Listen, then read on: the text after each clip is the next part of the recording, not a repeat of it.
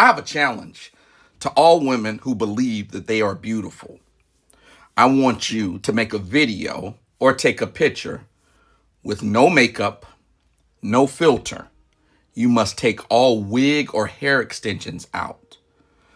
No lashes, no enhancements to your face at all.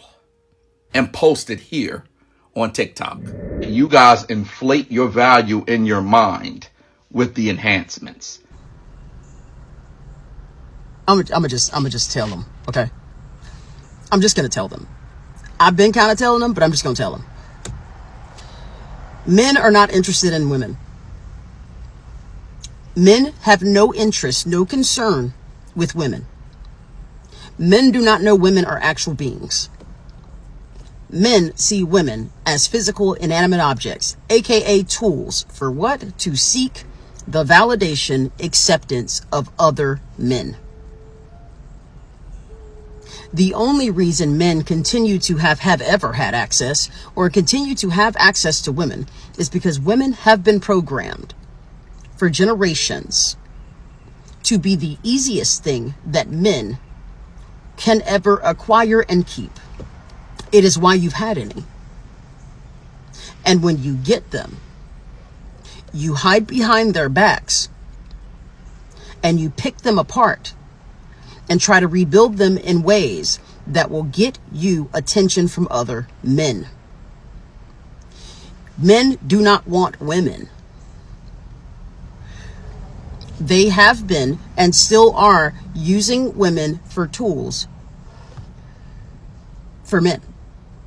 You guys don't want women. Why even talk to the woman? Why not go straight to the source? You seek male validation. Go straight to the source. The crazy thing is that y'all act like y'all don't know that the same men that you want the attention of want your attention too. You are both seeking the same thing, but you're using women to get it. Because that's what masculinity is. Which is one of the reasons y'all say shit like only a man can raise a man. Y'all are both seeking validation from one another. If you just have a conversation about it, then both of you can get what you want and stop involving women altogether.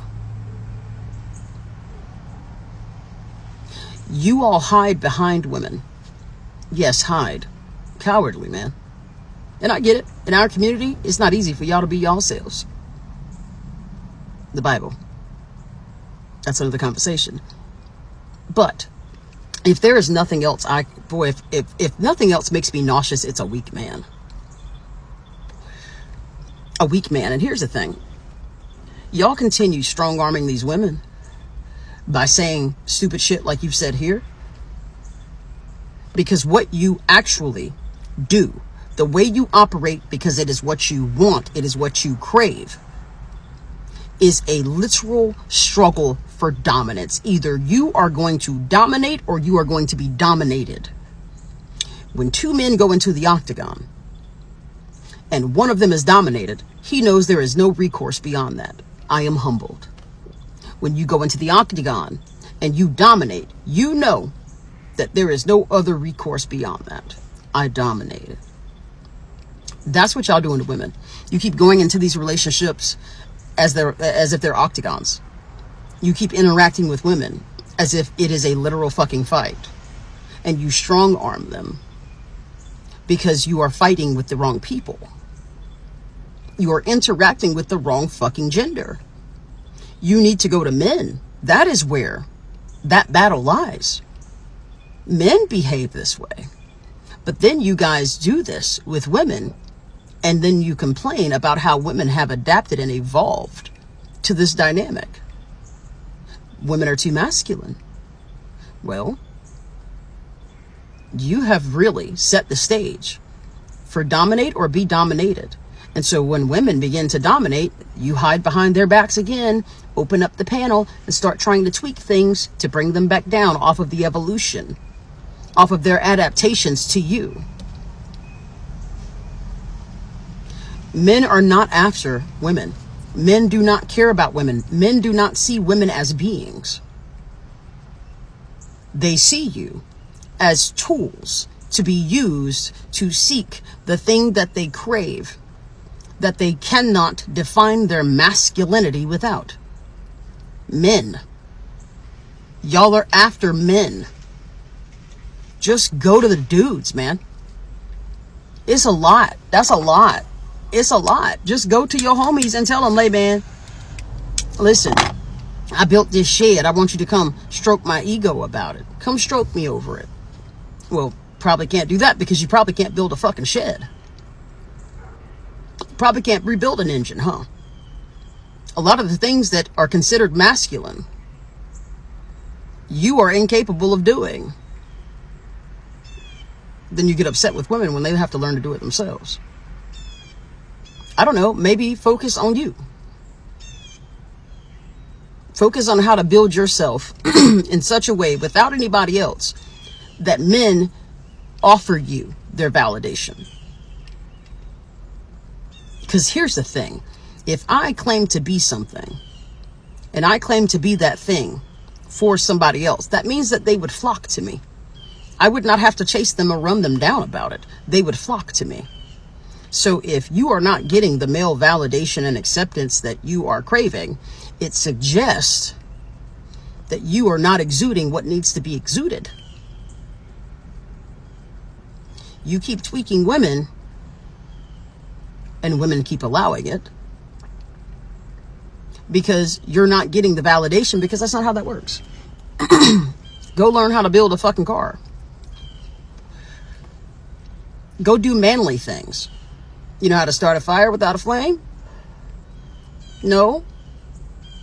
You know how to build anything? How to fix anything? Not troubleshoot on electronics. No, do you know how to build anything with your hands? Well, those are typically the men that are standing in their masculinity to some degree.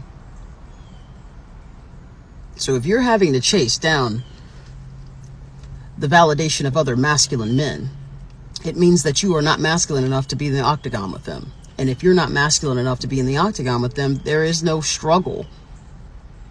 You cannot do the dance that you love to do, that you apparently need to do for dominance.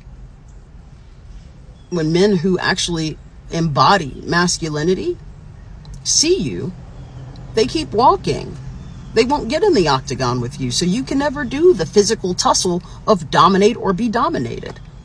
They know it would be a waste of their time. Why would I tussle with a man who can't even fix anything? Why would I tussle with a man who can't start a fire, can't change a tire? That's not a man. So I don't know. Maybe go to the source, man. Maybe go to the source. That way you get what you want. You stop meddling around with women. Everybody gets what they want that way.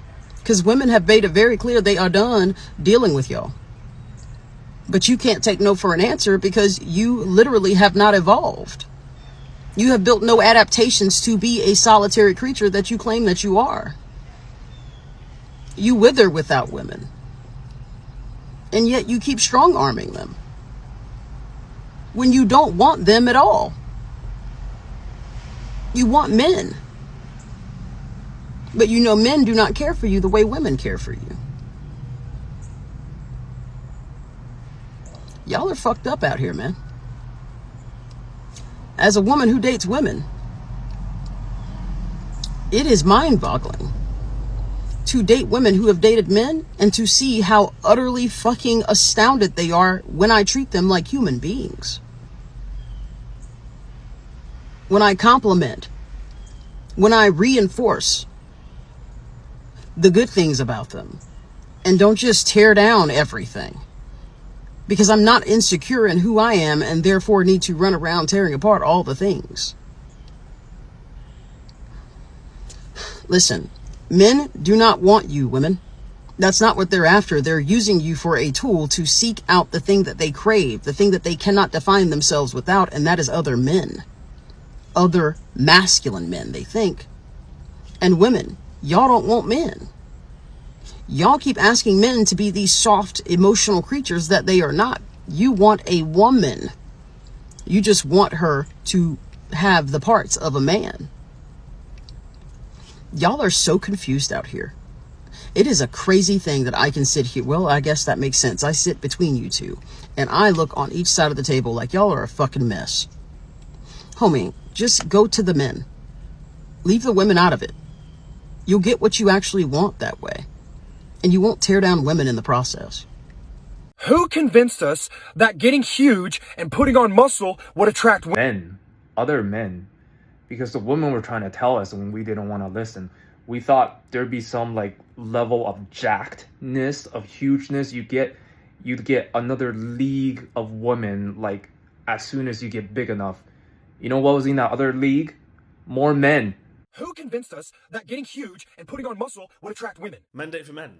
I've said this before, right? Men date for men.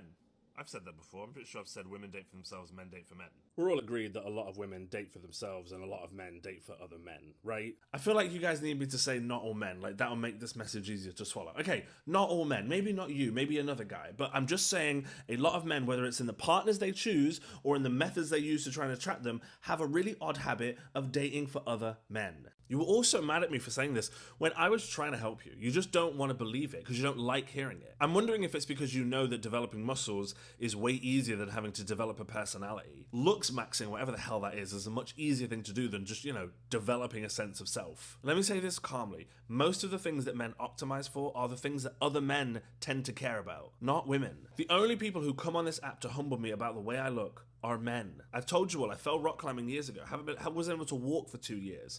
My body has been in flux that whole time. It's never mattered when it comes to dating.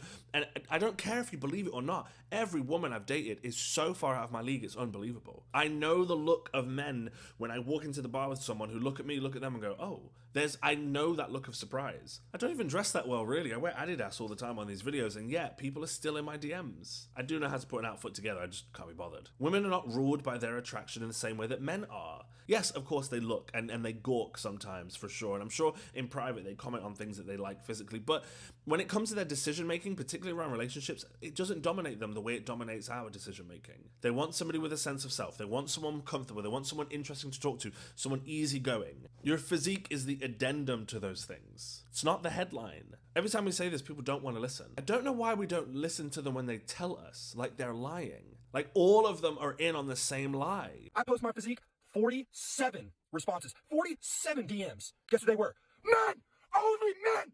What am I supposed to do with that? The reason this dude is getting 47 DMs from other men is because, guess what? Who obsesses over physique? Other men. Men date for men. Like, you built a body that other men told you to build, and then guess what? You were surprised that men applauded? The uncomfortable part about a lot of this advice, too, is that it tends to come from people who are more interesting and more charismatic and more attractive than you are, right? Like, when you hear these men who say this online about treating women really poorly or it's all about looks, look at them. They forget what their baseline advantage is, and their baseline advantage, I want to remind you, it gets them attention, it doesn't necessarily keep it. When it comes to finding a partner, most women are screaming the same things over and over again. I don't want to date a Chad, and I feel like most girls don't want to date a Chad. Like, I'm not trying to pull above my weight class at all. I'm actually trying to pull a little bit below my weight class here, okay? Be grounded and secure and safe and normal and interesting and someone that they can talk to, someone who's emotionally literate, someone who pays attention, someone who can cook and clean from time to time, someone who can like share the load, someone who's going to be a good father. Your biceps won't help convince them of any of that. Men date for men. Men date for men. The amount of DL guys in Lagos is appalling. Like, girl, you be in the club, niggas just holding hands, get to crowd, just little shit like that. Lagos is a man's world. But Nigeria, I don't know if it's all of Nigeria, let me not say that, but Lagos in particular is a man's world. And what I mean by that is, Lagos is very homoerotic. I don't know if the men know this about themselves. The reason why I say Lagos is very homoerotic and why I agree with that young lady's video is because when a country or an environment or a city starts to pedestal men and starts to consider men the prize, the men start competing for the attention of other males. It no longer becomes about the women. The women are like an afterthought, because if it's not literally to have sex or to, procreate, they're like an afterthought. And I don't mean any disrespect by that. I'm just saying the culture that is exuberant in Lagos. So the reason why Lagos feels so DL is because it's very damaging to prioritize and pedestal men. Because when men begin to get preferential treatment, it changes the law and the order of the natural way things should be. It then becomes everyone everyone is competing for the male gaze because they realize that the men have the power. The men are being, preferred, and they're being pedestaled, and they're giving, the best treatment. So then when you go outside and you're going to events, you're going to parties, you're doing whatever you're doing, you need a man. And the men didn't have it's like an imbalance of power. So when I say Lagos is very male-centered and, they pedestal men, it's so bad to the point that, like, if you have a feminine name or a female name, you can't even make reservations. You can't book a table, or it's very, very difficult for you to do these things because they're constantly going to either cancel your reservation or tell you that there's no more tables available, there's no more time slots available, there's nothing for you, because they're constantly pedestaling and prioritizing men. It's like pretty privilege. In Lagos, when you are a man, when you are attractive, and when you are perceived to have money, you are living the sweetest life that you could possibly live because you are getting preferential treatment. And this is why there is such like an epidemic of the male baddie, of all these men wanting to be bad bitches. And I've seen it firsthand. The reason is because once a man experiences what it is to be a baddie, like, being a bad bitch is like one of the most amazing feelings in the world, okay? Because it's literally like you have a VVIP pass through life. Everybody loves you, everybody's treating you well, you get like the cream of the crop, like the world is your oyster. When a man experiences that, it does something to their brain. It does something to their brain. And then they start to realize, like, oh shit, I can use what I have to get what I want. And I no longer have to be a provider. I no longer have to do the things that society expects of me. I have to be a bad bitch. And then they start to then not treat women the way women should be treated because they feel like now it's a competition. You've been enjoying this lifestyle for how many generations? That's why we have what we have going on now. Secondly, Lagos, let me not say Lagos. I noticed a lot of other things that are going on in Lagos, and I think it's all tied to men having preferential treatment, and men being treated like bad bitches, and men just having all of this power. What's happening in so many countries is that the men are trying to play the game. I guess they've watched women elevate their lives and change their lifestyles and kind of, leverage their lives by using their bodies and using their beauty, and they too want to use their bodies and their beauty and whatever they have to elevate their lifestyles, because it's just like, especially in Lagos, there's no middle class, there's no middle ground. Wealthiest of the wealthiest living exuberant, flashy lifestyles, and literally the poor are experiencing poverty right alongside of them, and they have to watch it like it's in their face 24/7, literally all day. It hit me that, like, okay, this is why so many men are either DL or, they playing both sides, they doing whatever they need to do to make a living for themselves. The amount of DL. If I ask you how big it is and you say enough, I'm blocking you. Secondarily, if I ask you, is the dick good, and you say you've never had any complaints, I'm also blocking you because you likely have not asked. You're offering a thesis without proper research. Because you haven't fielded any complaints does not mean that you've met the standard of care. Huh? Enough? If you went up to your plug and you was like, hey, I need here's the money for an eighth, and you asked him, is it an eighth, and he said it's enough, you'd cut up, right? Yeah. So why are we playing? Ask the motherfucking question.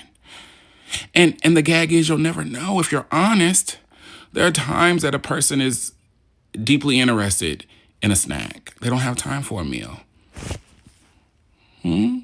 Go where you're desired. Some people live a snack life. Some girls eat 6 snacks a day instead of 3 full meals. My God. But because you want to be deceptive,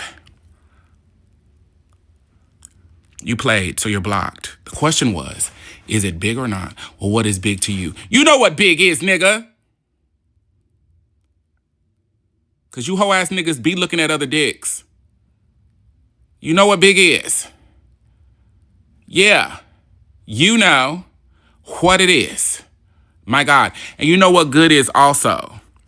You know that lady is so dry, you got rug burn on your meats.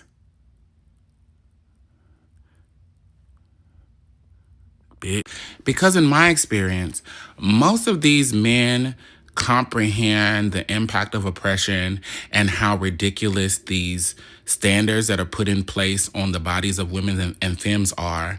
They get it when it's put on them. The same way that men comprehend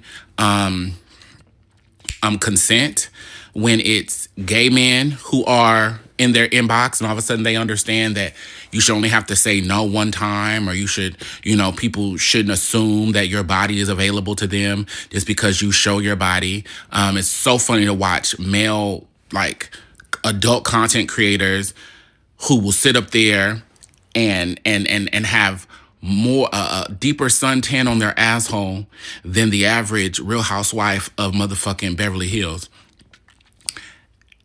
and look at their demographics of followers and know that it's men, right? And play up on that. And then get up online every day and wail and scream about not that Duke boy is the supreme one, right? And so they get it when it's them, but they don't. A woman who's doing, it'll be a man in sex work who will sit and talk shit about women in sex work and be bamboozled why that woman's body is not available to them just because they're both in the same industry. But these niggas won't Fort Knox around their nether regions, right? And so I believe setting those standards in place not only guarantees some minimal pleasure for me, but it also is our teachable moments. Because the body count isn't something that matters to them. But them knowing their dick is too small to ride this ride, oh, well, damn, that's judgmental. Yes, that's life. It's also judgmental to care about how many partners a woman has had before she got with you. But y'all implement the process, right? Cool. You're not going to be shorter than me thinking you're going to get on my back. I'm cool. You know what I'm saying? Like, I put superficial standards in place because they feed into my pleasure and things I like, but also they're meant to break and oppress men in an insignificant way. It'll never be equitable to, right, the way the patriarchy lands on the bodies of women and femmes, but it's just enough to shock them back to life. And my favorite thing is to be mean and horrible to men. Was my dick good? It was a dick. Did you enjoy it? I didn't throw up. You're so mean. I am. You know what I'm saying? Like shit like that. It warms the cuckles of my heart. As a woman who built my house at a young age, this has nothing to do with CrossFit. It has nothing to do with Pilates. Some men, not all men, but some men have a very hard time being with a woman that makes them feel small. And you could be the sweetest woman, the prettiest woman, you could be a doctor, right? This woman did absolutely nothing wrong. She did not intentionally make him feel small, but as soon as he saw her house, as soon as he saw the inside of her house, a flip switches. And of course, he's not going to admit that. Instead, what he's going to do is find some lame-ass BS excuse to try to bring her down and make her feel bad about herself. Now this woman is sitting there thinking, oh, I don't have a nice enough body. Now I'm not good enough for him. No, honey.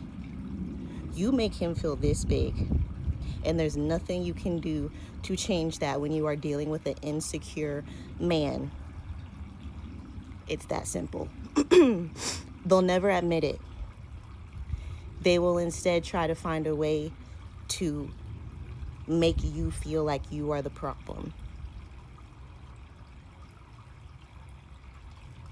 I hope she finds a man that has the balls to be with her. That's what I hope. And as for him, I hope he goes to therapy and removes himself from the dating pool until he has the emotional intelligence and maturity to be a man.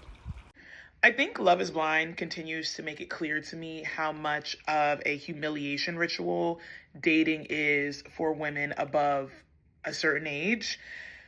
We're watching the show and we're watching these women put their all into it, put everything on the floor, really lead with honesty, transparency, and an overall genuineness. And then we're watching guys like give a fuck, but not really.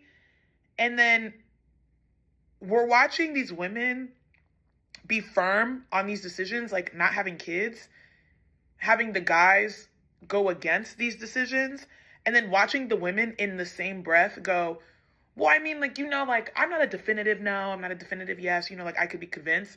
And, like, you can be convinced of certain things, but I think there are some things that are just kind of like, if your answer is no, your answer needs to be no. And I think it really highlights, and this is not just Love is Blind, but I'm watching Love is Blind now, and this is what has prompted the thought. It really highlights how much women will settle in the hopes of being in a relationship or in the hopes of having a partner, when compromise can and should happen in relationships, friendships, and all these different things. But there are some things that are too big to compromise on. Kids being one of them, values, politics, morals being another one of them. And then there are other things that are important to me that might not be important to you, but aren't that deep. You'll have to figure out and decide. But watching Love is Blind and shows like Love is Blind gets so fucking painful, because I know these women want to be in relationships, and I know these women want to be married, and I don't think there's anything wrong with wanting to have that. I don't think there's anything wrong with wanting to be loved or wanting partnership. I want that. But it's like, at what fucking cost? Like, oh my God, I just season after season after season of women being humiliated. I can't take this shit. And the niggas just be chilling. They be chilling. I hate it. And on the other end, I'm cold. How much baggage people come into relationships with, men and women. You're not going to be fully healed before you get into any relationship. I think that that's like a myth. I don't think that that's a real thing. And I think it's unrealistic saying that people are going to be 100% healed. Nobody's 100% healed. But people are going to be 100% healed before they meet the love of their life. I don't think that that's true. But there are some things that you need to get together before you try to enter into a long-term relationship, commitment, or partnership. I think Emma is a good example of, you are looking for a partner to validate things that they'll never be able to validate for you. Only you can do that. It's very evident. She has a lot of internalized things happening due to the surgeries that she had when she was younger because of her scars and her birthmark. Understandable, normal. Also, she's Asian and was adopted into a white family. I'm not going to claim to know what that feels like, but I do know how it feels to be a woman of color, grow up in an all-white setting, like all-white schools, all-white teams, just like all-white everything up until I went to college. So yeah, I understand what she's feeling. That level of validation you're looking for, you will not find in a marriage. And there is no amount of marriage or no amount of partnership that is going to magically change how you feel when you wake up. Only you can do that work. So Love is Blind has been really hard to watch for me because of all of these things, but also just the fact of like, having a husband won't fix you. And same for the men, having a wife won't fix you. And having a husband is not the answer to all your problems. And getting on TikTok and seeing all these married people go through all this BS, like, it seems like more struggle is being invited into lives because of marriage and because of these partnerships that nobody has done the work to sustain. So, yeah, be blessed. Right. So there needs to be an understanding of what a good man is, and that is totally based on how you evaluate the nature of a man, not based on the desires of a woman. So the reason why we have relationship issues is because everybody believes the world revolves around them. People are selfish. And the reason you want a man is for a selfish reason. That reason that you want a man don't even have nothing to do with that man. So is there any reason why a woman should want a man? First and foremost, you should want things that are in alignment with your purpose. The problem with wanting to center a relationship makes you codependent. There's something that you feel that you need from that person, because people only want what they don't have. You only want something because you ain't got it. So when a man say we want a woman to be our peace, what he's ultimately letting you know is, I want peace and I don't have it, and you have to be it. I wouldn't want no man that want me to be his peace, because you finna get ready to bring hell into my life. Right. Right? You're finna put a lot of pressure on me to live for you, to adjust my entire life to satisfy you so that you're comfortable without regard for my well-being. No, you got to already be in peace. And then that way, as a peaceful person that I am, we can share in peace together. But I'm not finna be nothing for you. Women want men to be something for them because you don't have something in yourself. So when a person don't do what you want them to do, you're disappointed. You're angry. And you start projecting and lashing out at them. And they do the same thing to you because a man is coming to you also because he wants you to be something. And so now y'all fighting each other, trying to force each other to be something, not accepting each other for who you actually are. And then because you want to be picked so bad, instead of you being your actual self, you will adjust yourself and put on different masks just to be picked by the man that you want. And now he don't even like the real you. He likes a costume of you. But you portrayed yourself to be based on what... And you don't have the ability to sustain that character. So everybody's setting themselves up for failure, right? Because you want something that you should already have within yourself. But can you have those things within yourself and still... Like, for example, what about women who want to be mothers and they have all of that for themselves? Then if they wanted to be mothers, then they wouldn't care so much about whether a man stayed or go. But a lot of those women who say they want to be mothers get mad when the man ain't there. Right. And they react. So they didn't really want to be a mother. They wanted that man. Women put themselves in these situations because a lot of women are very desperate to have a man. And a lot of women are very desperate to fulfill a fantasy. So they're open to any man that would give them the illusion of the fantasy. And even if he doesn't give them the illusion of the fantasy, she'll ignore all of the indicators that he's not near this fantasy type, and she'll try to force it and try to build her own man. So most often women do this to themselves. Right. When they blame men, yes, men are doing everything that you say they're doing. But you keep chasing them. You're still choosing them. You're still choosing them even in the face of them doing all of these things that you're complaining about. And they say it on these podcasts all the time. Yeah, the men are very vocal. Like, the men aren't hiding anything anymore. They're all talking very loudly. And one of the reasons, men don't actually like what I say. The majority of men despise me on the internet. They do. And the reason that they despise me is because I'm not delusional. Because I can repeat verbatim what a man would say to another man on a podcast. It's okay when the men are saying it to each other, because this is just man talk. We know this. We want to. The men would also talk to a woman and tell her the same thing. Is it a possibility that the roles of men and women have been reversed? Most people who have children will tell you, boys are usually more sensitive and emotional, and girls are usually more fiery and assertive. And what do we tell boys and girls? We tell boys not to cry. We tell girls to suppress their anger. And we have a society of men who are emotionally shut down, and women who struggle to be assertive. But that was not natural. That was 100% conditioning. I think it stands to reason that masculinity and femininity could be the complete opposite of what we were taught. It is time to bring back balance. The safest and most supportive person in most women's lives is another woman. The safest and most supportive person in most men's lives is also a woman. Gender war over, men, let's get to work. I felt the need to point this out because the gender wars continue, but I can honestly say I mostly see it more on social media, so I like to believe it's not as real as it appears. But I do know that a lot of these sentiments do resonate within men, the idea of looking at women as an enemy in many different ways due to failed romantic relationships. But I do think rather than going through the back and forth of the gender wars, it's important to just take note of what we've observed.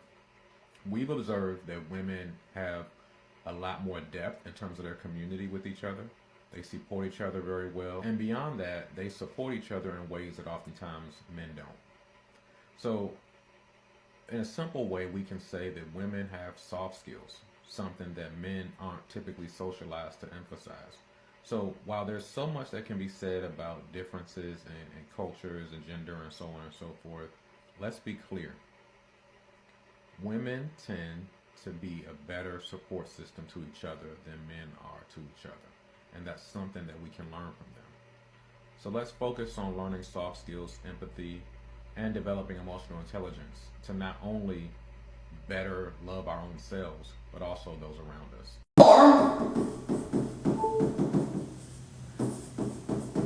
Is female.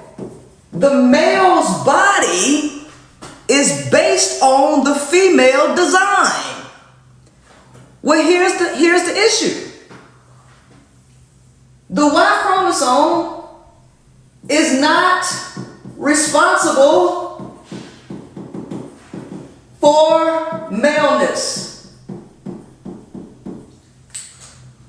You can have a female with the X chromosome, with only an X chromosome, missing a Y. Missing a Y. You can have a female with a Y chromosome. Because the Y chromosome is not responsible for maleness. The gene, there's one gene, only one, that's responsible for maleness. That gene is called the SRY gene. That is the only gene that makes a male a male. Otherwise, it would be female. If there is a mutation in this gene, somebody could have a Y chromosome and come out female. Therefore, a man's identity is weighted on one fucking gene. What does this one gene produce? SRY is responsible for testosterone production. SRY gene is responsible for testosterone production. This is why the male ego is so fragile. Because everything about him say female except for that one goddamn gene. And that's why their whole identity is based on this one hormone. Their entire identity is based on one hormone. Fucking testosterone. That's what make a male a male. That's what makes him a male. Without testosterone, you dealing with a female. That's the reason why they are panicking with lowering the male's testosterone. A lowered testosterone level turns the male closer to a goddamn female. This is the reason, this is an innate reason why men, one of the reasons why men try to distance themselves and make themselves seem so different from a woman.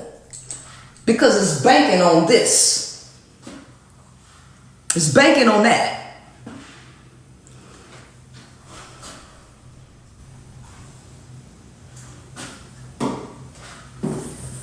So now you not only are you dealing with that,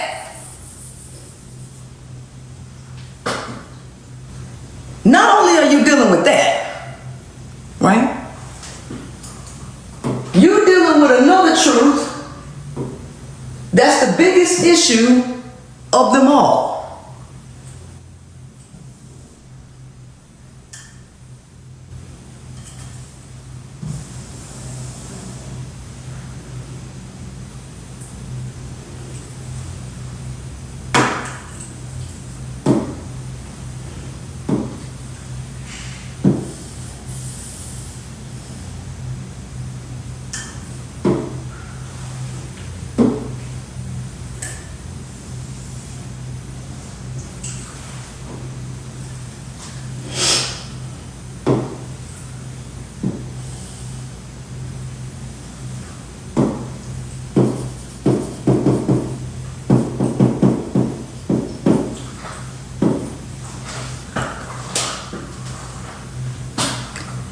On the surface, it looks like males and females can be equal.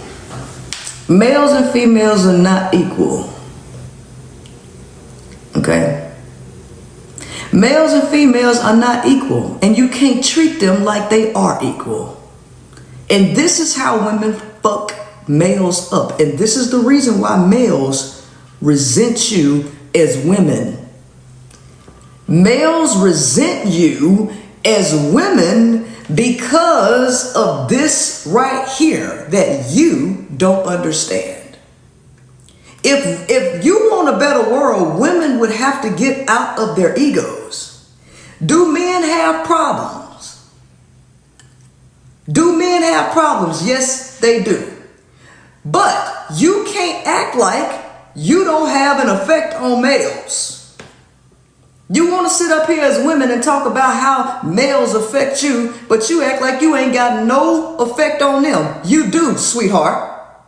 A major effect. And it's negative. The effect that you have on men is more negative than positive. Y'all ever heard the saying, y'all ever heard men say, women, you can't live with them and you can't live without them. You ever heard a man say that? They used to say it all the time from the 60s, 70s, 80s, 90s. There's a reason they say that shit. You can't live with a woman and you can't live without her. And it's true.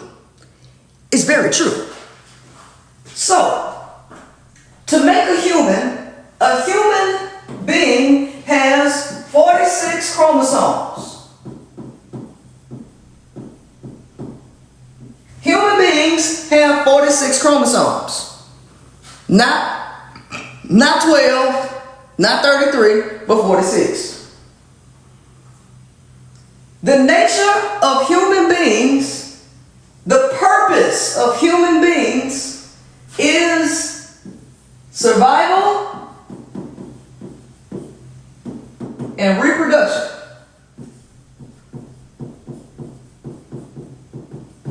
The purpose of all living organisms is to reproduce. How do humans fulfill this primary obligation to nature? Through sex. Chromosomal donation for both is 23 in me. 23 in me.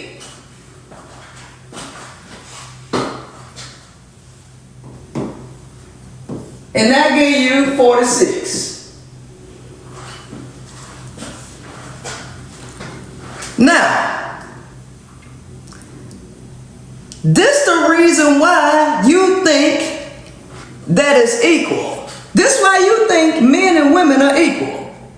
This is your logic. This is your logic that makes you think men and women are equal and the same. But you're not. This only applies to chromosomal donation. That's it. This does not tell you anything about how the male and female is wired, though. This tells you nothing. So we cannot measure male and female reality based on chromosomal donation. How we can measure, if we understand that nature cares about efficiency and convenience, right? Then we can understand how we can work backwards to figure out how the male and female is wired. Nature is about convenience and efficiency. Nature likes to do shit cheaply. Nature is cheap, okay? Nature is cheap. Nature is cheap.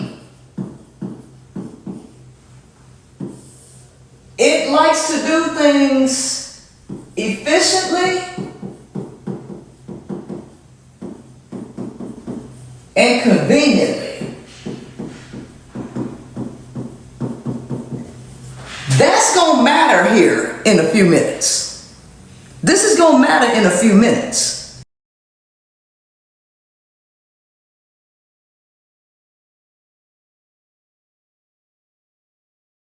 Nature is not going to spend money where it don't need to spend no money.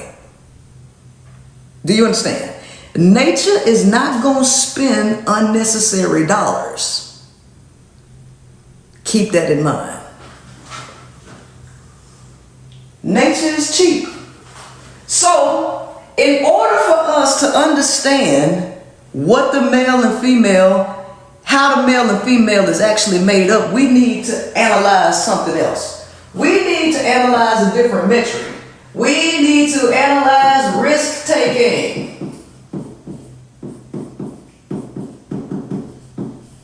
We have to analyze risk-taking. Risk-taking for what? Reproduction. Because that's nature's primary give-a-damn. Nature's primary give-a-damn is reproduction.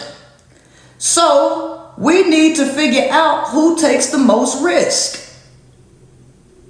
to do this. And we will just measure a couple of 5 things. We'll just measure 5 things.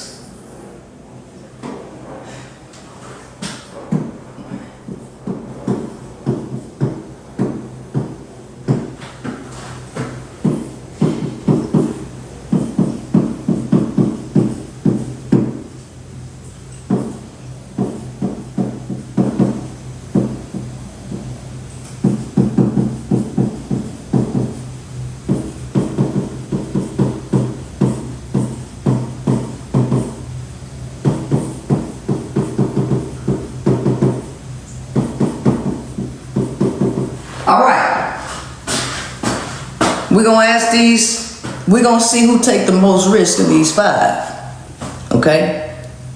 And then we'll show you how the male and the female is designed. All right. Nature is cheap, remember that. Nature is cheap as fuck. When it comes to catching STDs, to reproduce, who is taking more risk? Who is more likely to catch an infection? The male or the female? Women. So, currently, this look like 50-50. But when we start analyzing risk, what looked like 50-50 is now down to 60-40.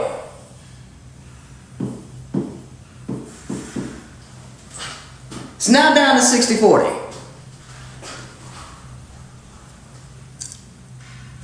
In the case of reproduction, who is most likely to lose out on opportunities? The male or the female?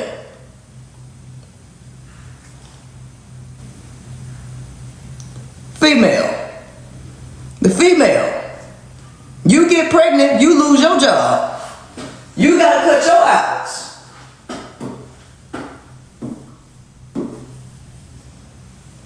So now we're down to 70-30.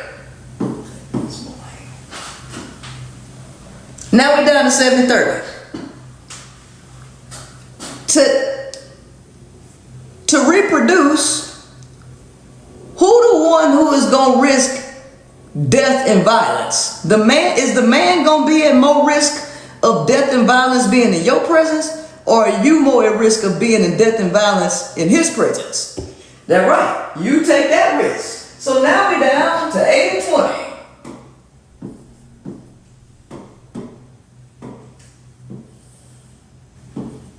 Now we're down to 80-20. Who more likely to get stuck with the baby? The man or the woman?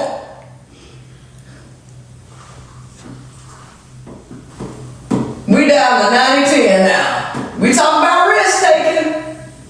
90-10.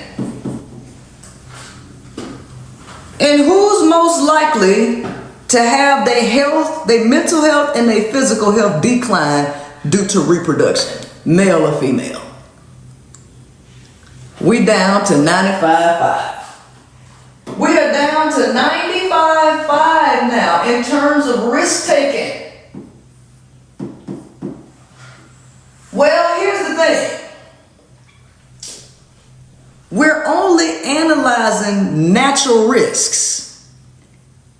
We only analyze a natural risk because biology is based on nature. Finances are not calculated in nature because nature didn't produce your quarters. Nature didn't produce your $100 bill. Nature don't give a fuck about your job because nature didn't create no job. So the male has an artificial risk that humans made up. Humans made up child support. Nature does not calculate for child support. So this is an artificial risk that nature didn't give a fuck about. Nature didn't put no male on child support. The human created a system to give an artificial risk, but that risk is not calculated within the male biology. Okay? So that's not a real risk that a man takes, even though he takes it. But let me tell you something. Women so dumb, a lot of women ain't even got these niggas on child support. It's bitches out there chasing niggas for $1.25 in child support. This shit ain't hurting me. That shit don't hurt men. Okay, but it's still a risk, a small one, but it's a risk nonetheless. What other risk? What other risk the man experienced? STDs? Yeah, he experienced that risk, but his risk for STIs ain't as bad as yours. Because guess what? A male could have chlamydia for months, and it don't do shit to his reproductive system. He just go get a shot, and then he go tell his boys, yeah, man, that bitch burned me. That's all right, I'm back in the game, though. Shit, you better watch out for these hoes. They be burning niggas, though. But that pussy was still good. That's all right? They don't even calculate that because it don't do shit to their reproductive system. Not chlamydia, not syphilis, not gonorrhea. It don't do nothing. But let you get any one of them diseases. Let you catch one. And let you not know your shit fucked up. Your whole goddamn reproductive system tore up from the floor up. So yeah, a male might risk catching an STD, but for the most part, it ain't even no big deal about them. And if they got enough game, a bitch will fuck them anyway. If the nigga got enough game, you fuck it anyway. Cause you already struggling to find a good dude. That nigga, all he gotta do is be good to you and you'll accept whatever fucking shit he got. No risk at all.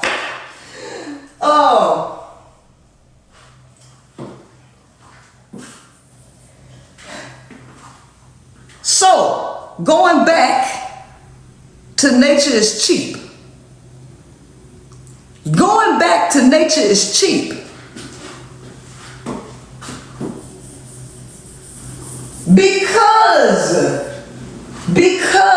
you take the risks.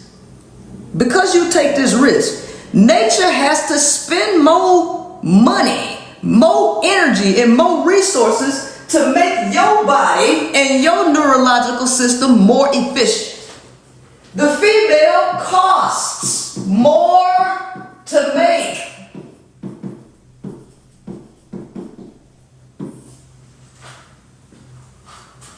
The female costs more to make because your system has to be more efficient than a man's system. The reason why is because you carry the babies. So that means nature made you more efficient than the male. The nature say, what the fuck he need all this efficiency for? He ain't carrying no babies. He designed to fuck and die and just pass his sperm along. Well, to show you how true this is, sperm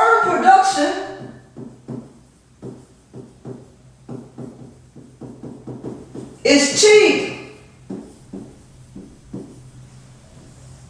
Sperm production is cheap. He can create millions. Millions. And y'all out here paying top dollar. Bitch, you out here paying top dollar for Peter Wacker. And nature say this shit cheap as fuck. You out here letting the nigga have your car. You put that nigga on your credit. You doing all kind of shit for this cheap ass shit. Okay? Nature ain't even put that much into him. But you, look at you. The egg. Expensive. Cause you born with all the eggs you'll ever have. That means each one of these motherfuckers is valuable. That's why they charging about $50,000 and up for an egg, and it costs $200. They giving a homeless nigga $200 to get you pregnant, bitch. They giving a homeless nigga $200 for his goddamn sperm. Probably not even that much. They probably giving a nigga $50. $50. Egg cost $50,000.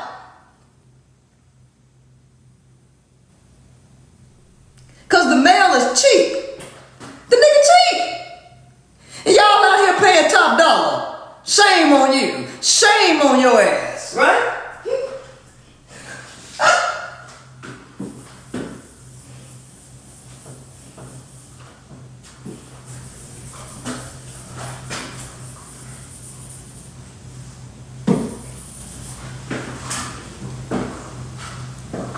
So now, baby, you can't stop this, baby. This is in their nature. The only thing that you can do is respect nature and build your education around their nature. You can't change. You can't turn a dog into a lion. That's what y'all be trying to do. That shit ain't never gonna happen.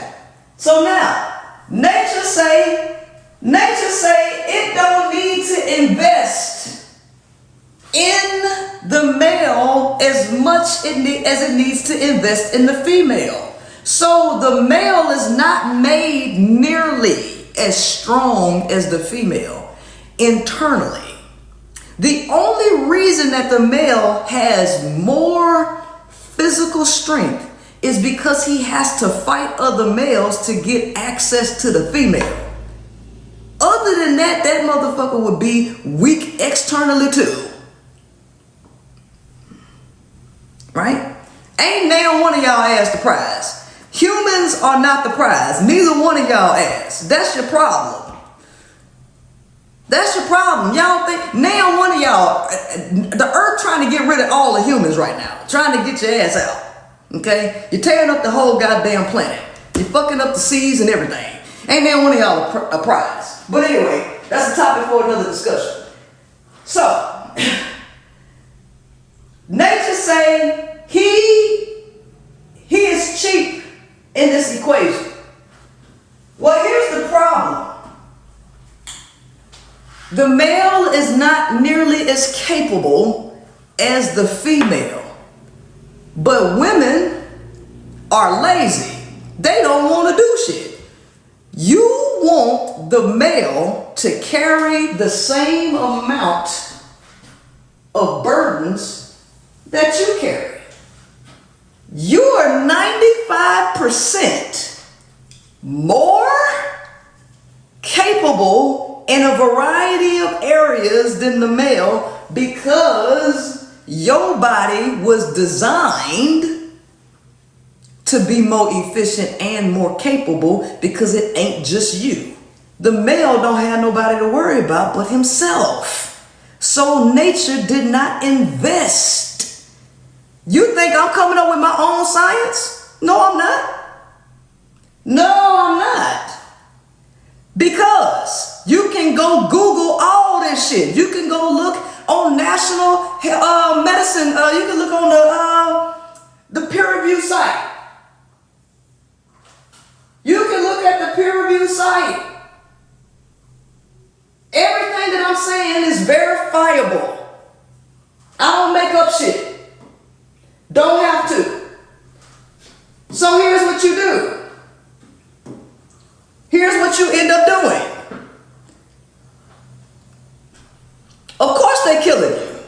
I'm finna show you why y'all ass getting killed. I'm finna show you why you get knocked in the eye. I'm finna show you why men hate you. I'm finna show you all this shit. And it all starts right here with the design. It all starts with the design. So, we start here.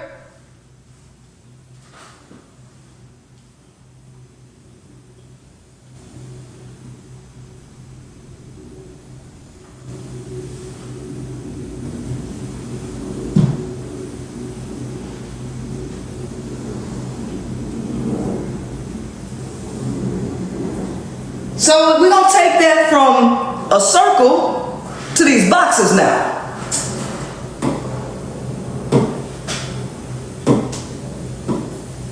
%, 95%.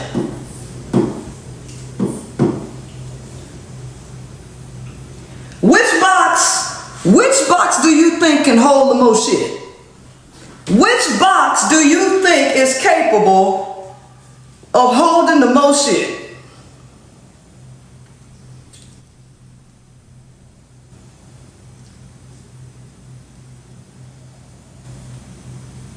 Well, if that's your point of view, then you ain't here to learn nothing, and I can't teach you nothing. So go be angry somewhere else.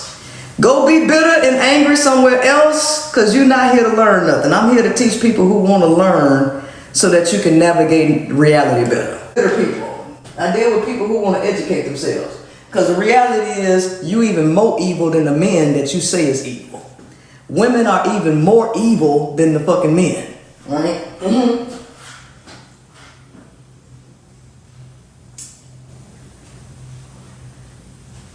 Y'all want men. You want men to provide. That's weight number one. Weight number one is you want a man to provide. What you want him to provide? What you want him to provide? He's supposed to take care of 100% of the bills, ain't he? You want him to provide safety. That's going to have its own box. That's going to have its own box. Security, safety, okay.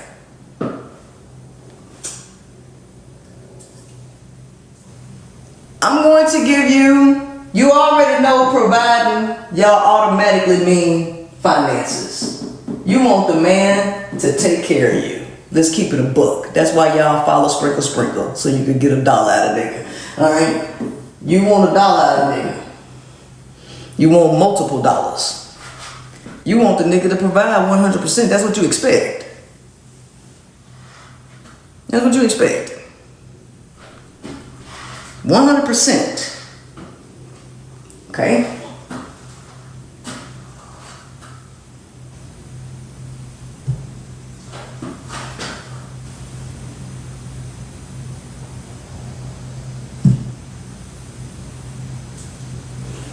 Let's do that one. Let's do.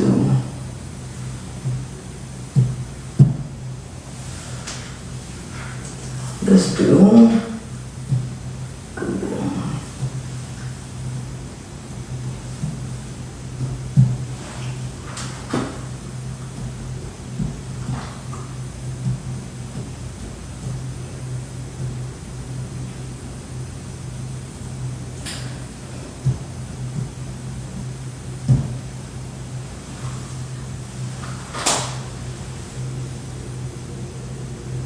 All right, what we got here? We got a peer review study. We got a peer review study right here called The Fragile Male. Ma'am, be quiet. You here to learn something. Don't come in here telling me what you think I'm saying. Because if you projecting that shit, then you ain't listening to what I'm saying. I don't act like nothing is nothing. I'm telling you what it is, okay? Now sit down and be quiet. Not in my classroom, not today, okay? Raise your damn hand if you want to talk. Miss Clark? Yes, Jennifer. That's what raise your goddamn hand. Let me speak it out of turn.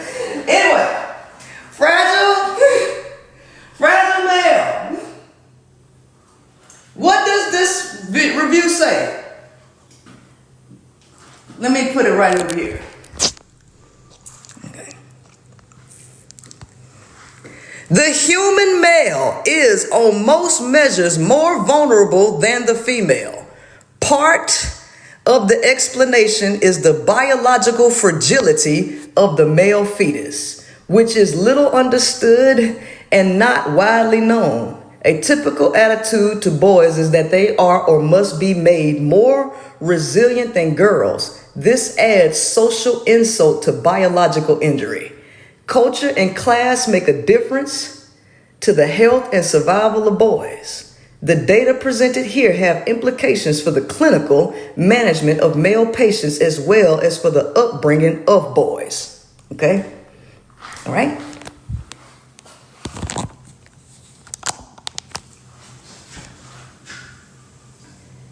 Downhill from conception to birth, or from conception to birth, right? A newborn girl is the physiological equivalent of a 4 to 6 week old baby boy. A newborn girl is the physiological equivalent to a 4 to 6 week old boy. The male is biologically fragile. And it starts here. This is the reason why the male is biologically fragile.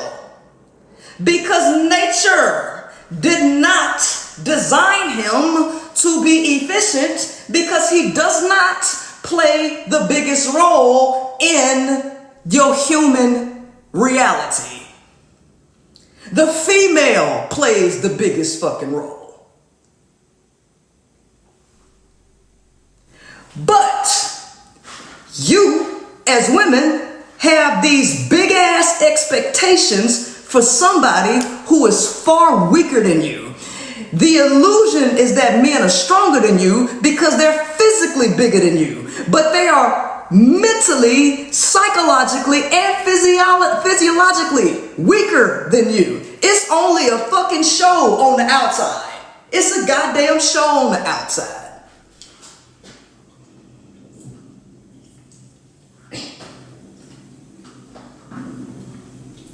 The male brain is heavier with the larger hypothalamus, which also promotes greater muscle bulk. Similar differences have been observed in chimpanzees. At term, the excess has fallen from around 120 male conceptions down to 105 boys per 100 girls. Male excess of developmental and behavioral disorders.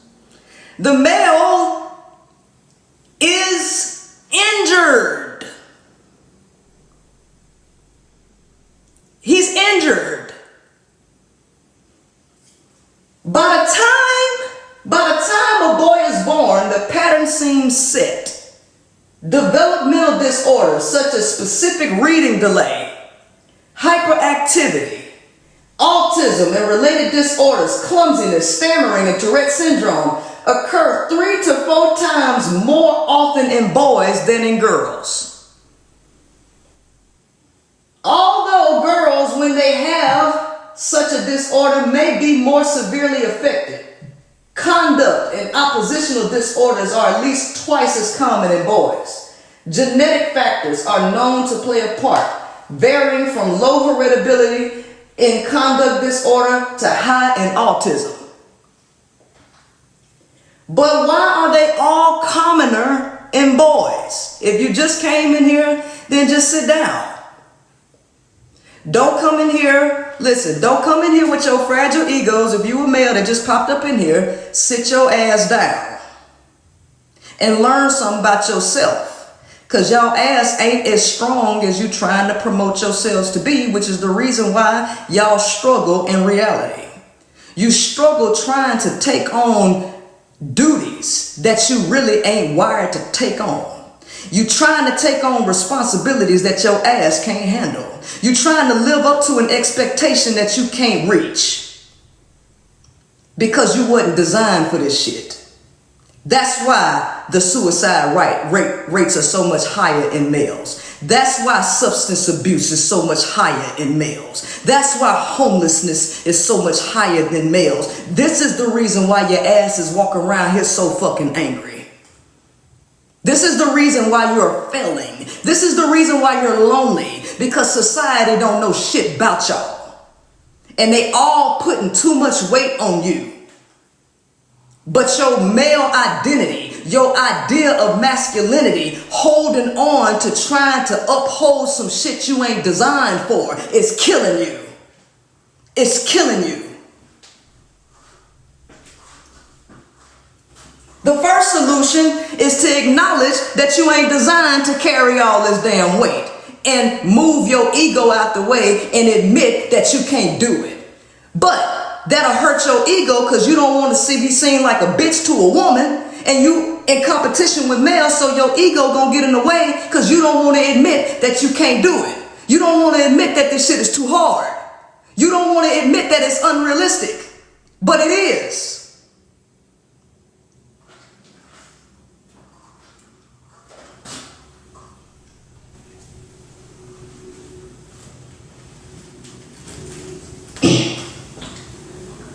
But why are they all commoner in boys?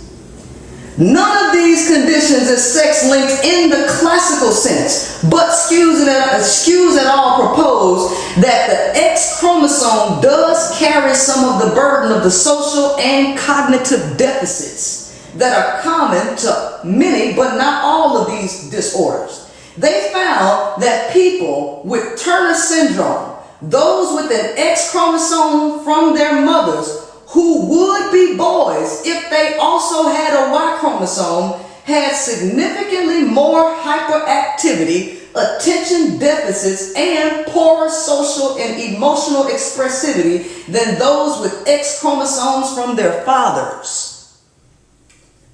These results are supported by a twin study of Scourfield et al., which shows a significant genetic influence on social cognition to the disadvantage of males. Males are attempting something extra throughout life. Males are attempting something extra throughout life. That's why we are looking at the risk-taking factor. That's why we're looking at the risk-taking factor, because this is exactly how it looks. Nature did not make the male efficient. He's not designed to do all this stuff that y'all asking him to do. They're not. In order to make this happen, the male would have to make sure that women can't compete with them. The women would have to be held back, and the men would have to take control over all of those things so that the male could actually make it and fare well.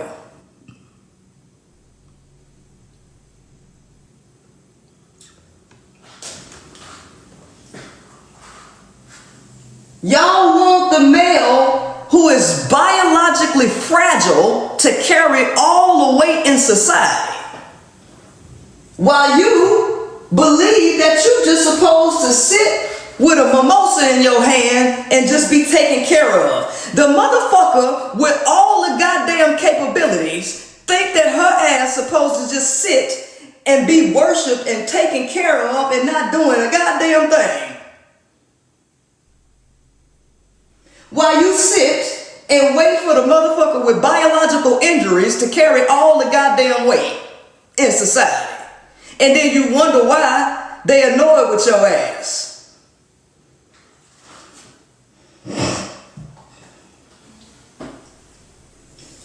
social and cultural attitudes, danger and despair. Since the sex of most fetuses is unknown to the parents until birth, social attitudes and prejudices about sex of the baby cannot make any difference. But as soon as the child is born, these can amplify pre-existing biological disadvantage of, or indeed in traditional patriarchal societies where males are strongly favored, reduce it. In rural Bangladesh, for example, more girls than boys die during infancy and early childhood. Cultural expectations about masculinity shape the experience of boys as they grow up. Most at risk are the boys who don't talk. They become ashamed of being ashamed and try to stop feeling anything. This makes them seem invulnerable even to themselves. This is not a safe strategy. This is not a safe strategy. The excess of non-fatal and fatal accidents among boys seems to be part of a pattern of poor motor and cognitive regulation in the developing male, leading to misjudgment of risk. In adolescence, the nature of risk-taking may change and lead to dangerous experiments with drugs and alcohol or to violence against self and others. As is now known, well known, the suicide rate in young men is several times higher than in young women. The suicide rate in young men is several times higher in young men than in young women and has risen alarmingly from the late 1970s until recently in Britain and several other Western nations. Go back, pause.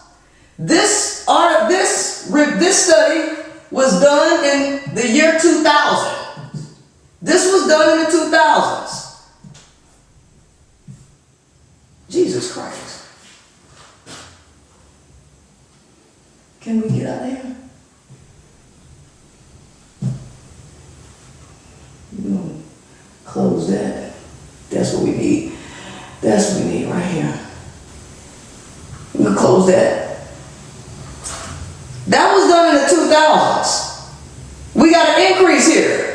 Even more. In the United States are men. So that means, according to the age-adjusted rate per 100,000, men die by suicide about 4 times the rate of women. Now, there's a lot of different explanations for this, so I'm going to get into what I think are maybe 1 or 2 reasons out of the multitude of factors that could be going on, and we'll look at that with a little more detail. And maybe... So, the male suicide rates continue to increase year after year. Year after year after year after year. They continue to increase. Why are they increasing? Especially in America. Well, given the fact, it's not that they feel useless. That's not the thing.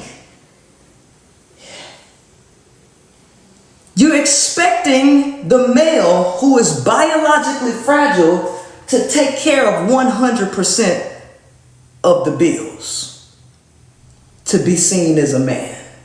You also want the male to protect you. This is another weight that y'all put on top of the male. Protect. You don't supposed to do nothing though. You don't supposed to do nothing but, take care of the kids, cook and drink mimosas and just go hang out, right? You don't supposed to do nothing, but he got to carry all this. Protect. Well, why is this a problem? Why is this a problem? Because what you don't understand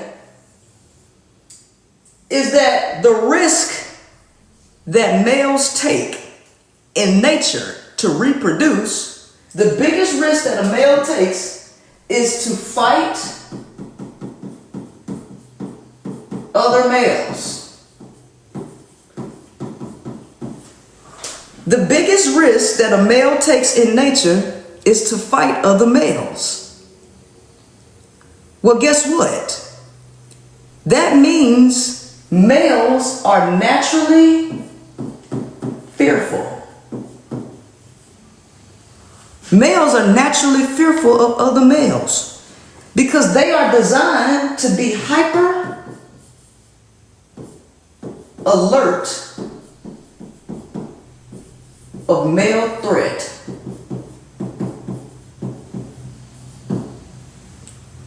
They are designed to be hyper alert of male threat, making them more fearful. You want the fearful male to protect you. You want the fearful male to protect you.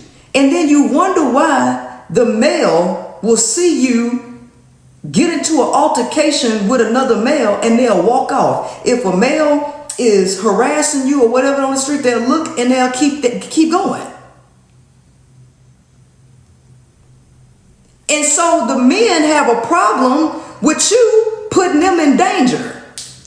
In their mind, you want to walk out with your titties out, with your ass out, drawing more attention of other men, putting them in a situation where they got to fight another man and they're fearful. They don't want to be in conflict with other men.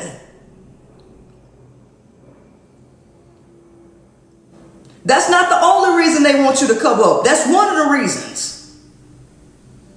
So you get out here and act recklessly, never even considering the situation that you put both of y'all selves into. This is a reason why men are disgusted with you. This is the reason why they fed up with you, because you know none of this. You know none of this.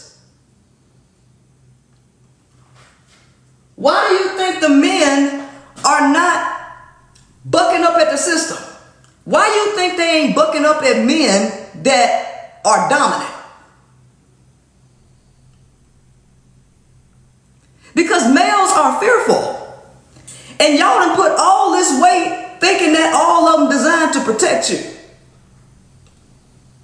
And then you get out there and then you test these males and put them in situations for your own motherfucking satisfaction so you can pick the better man. Because you choosy. This is from the male's perspective. It's what they see.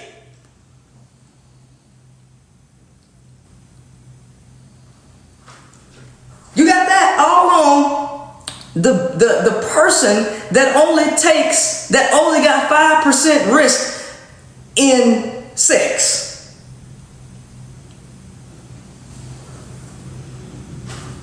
I didn't make the rules.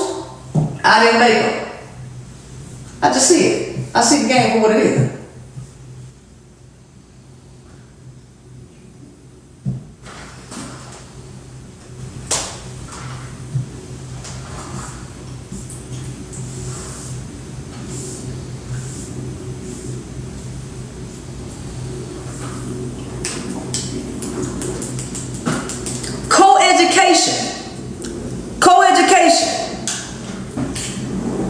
Co-education has exposed another difference that was less evident, even though paradoxically more pronounced in the past. That girls are better than boys at most academic subjects.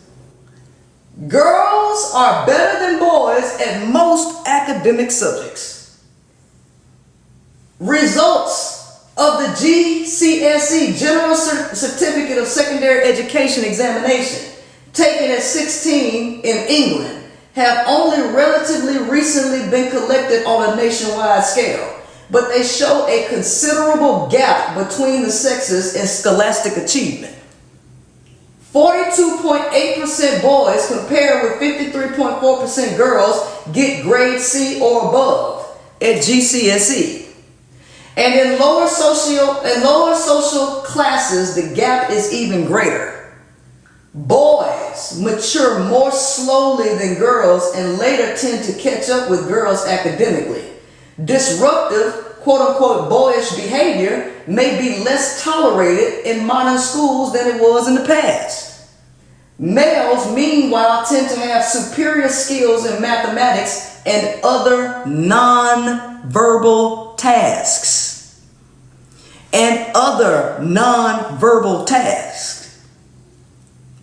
That's important to understand.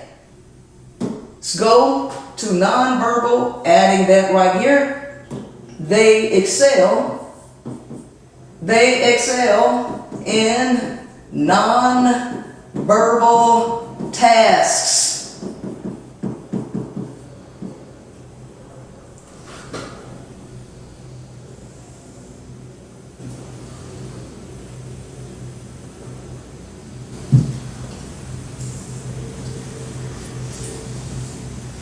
Even at the age of 2, boys do better than girls at building a bridge with toy bricks.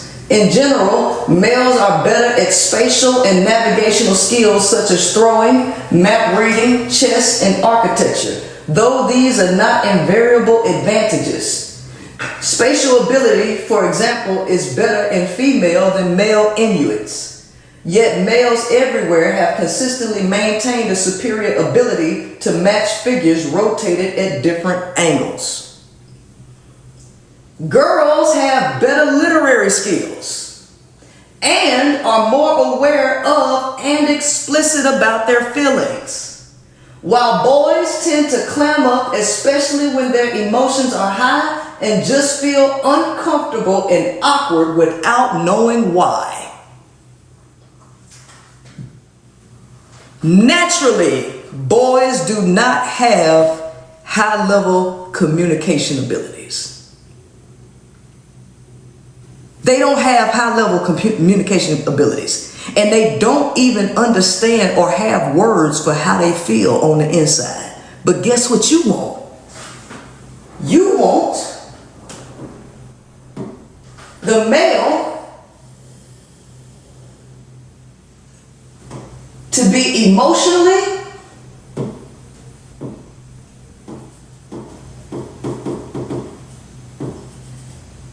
intelligent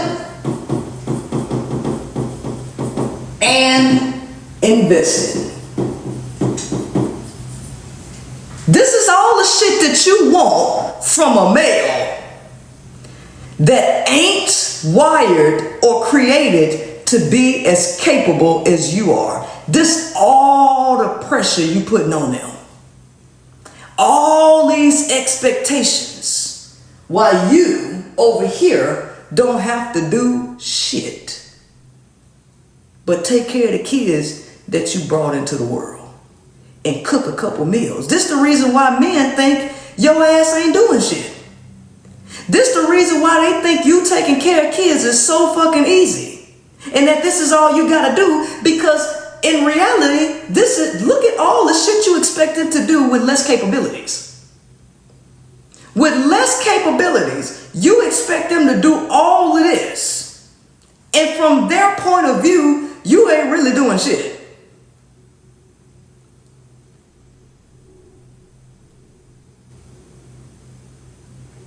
You want them to take care of 100% of the bills. You want them to protect you against their motherfucking fear.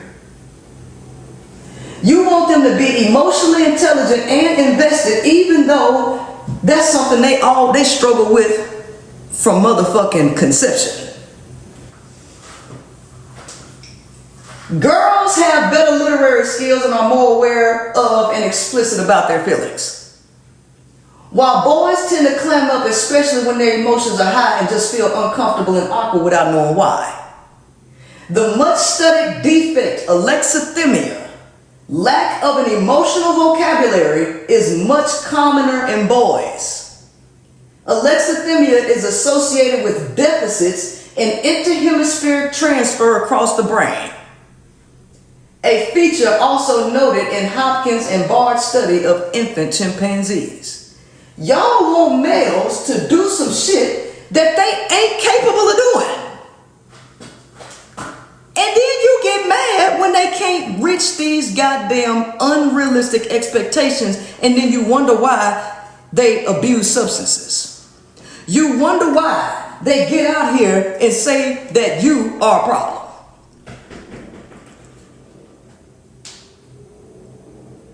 You wonder why they actually hate you. Because you don't like yourselves as women. You want to try to force a man to function like a woman. You can't accept them for who they are, and you spend all your time believing that all you got to do is train them to be like you. Girls are trained to do this, baby. No, this is nature, baby. This is nature. You're trying to train a male to be like a girl.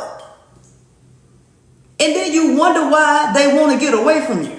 You wonder why they want to spend more time with their male friends. You wonder why they hit and quit, smash and dash to get away from the shit that you got going on. You wonder why they write in the Bible that it's better to sit on the corner of the roof of the house than to share a space with a contentious woman. You wonder why they wrote in the book what men don't want women to know, that if it wasn't for your box, that they would just get rid of you all together because you're fucking annoying. You wonder why they say this. It is because of these unrealistic expectations that you have and all this pressure that you post on them when they ass ain't capable. You stretching them beyond their capacity.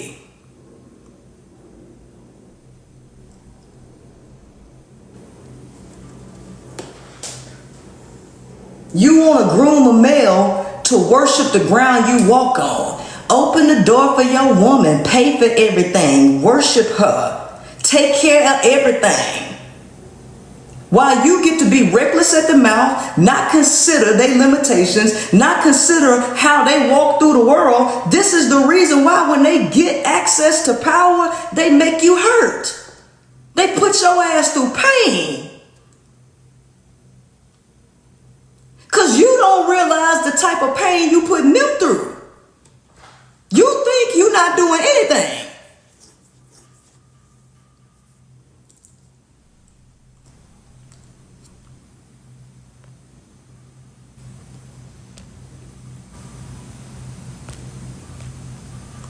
You think you're not doing anything.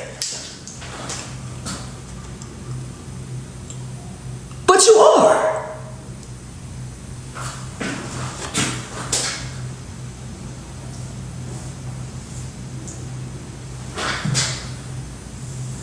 You're doing a lot.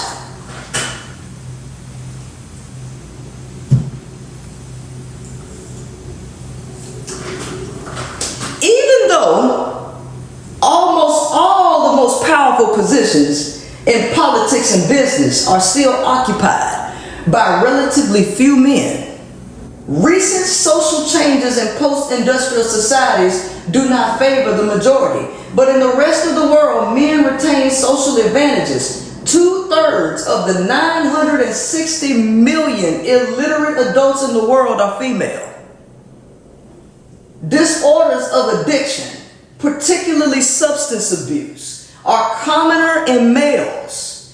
Even when ill, men may not notice signs of illness. Even when ill, men may not notice signs of illness. And when they do, they are less likely to seek help from others or from doctors. This tendency will account for some of the excess suicides in males. In his despair, the victim believes that no help is available, that talking is useless. Why is talking useless for males? Talking is useless for males because ain't nobody around to actually listen. All the people that's in psychology, the field of psychology and the therapists are dominated by females. Females who don't know a motherfucking thing about male nature. Females who know nothing about male psychology are the motherfucking therapists. He can't talk to her because she's totally biased. her assessment of the male problem is based on her ideal of what a man's supposed to be and do. She can't actually talk to the male and understand his point of view. The male can't talk to other males because at the end of the day, they all have the same goddamn issues. They not designed to be able to nurture. They don't have the nurturing capabilities. They don't have the ability to communicate at that high level. So they can't talk to the woman he with because she's selfish. And if you open up and be vulnerable, she gonna utilize the information when she get mad to cut him as deep as she can.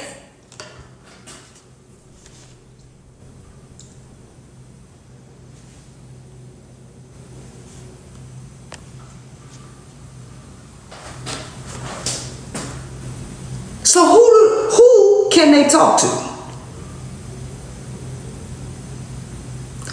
Who does the male have to talk to? Nobody. So what happens? What happens? All that stuff gets built up, and they either self-destruct or hurt you. And then y'all be out here taking advice from women telling you to play these men and take their money. You don't even know who the fuck you dealing with. You don't know who the fuck you finna come across. You don't know what psychological state that man is in. You totally unaware of the danger that you putting yourself in. And then you think you finna go and get over on a nigga and that you ain't finna experience no shit.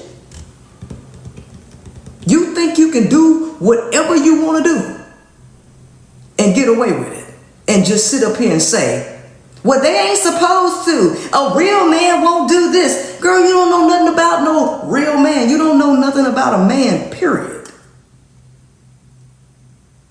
You know nothing. But you out here playing like you know everything.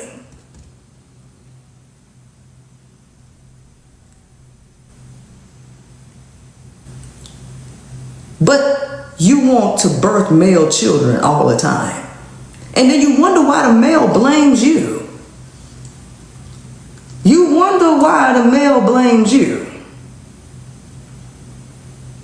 Because you birth these boys and then you throw them out into the world totally ignorant of their reality. You don't create environments that help them build the strength that they need to function. And then you wonder why he think it's your fault. You wonder why no matter where his daddy went, that he gravitates to his daddy whenever he come back in his life.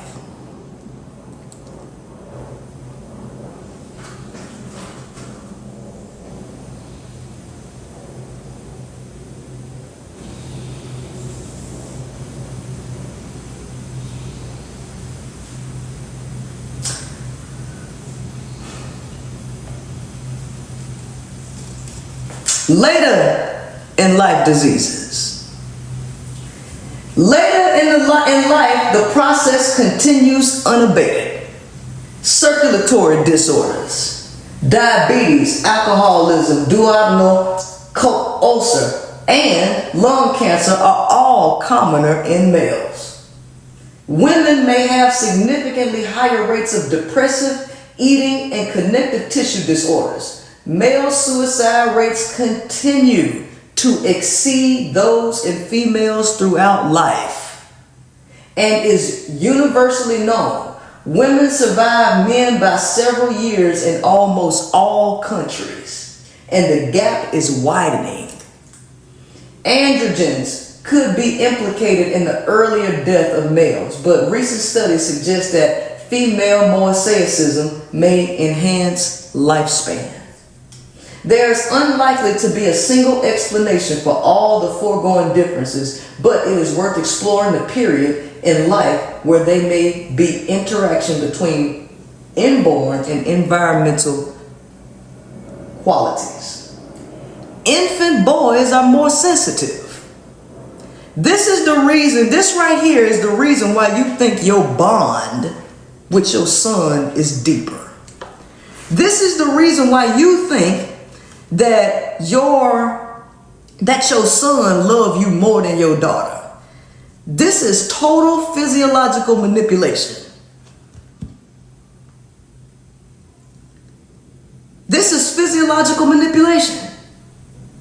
You have been tricked by your son's fragile need to survive.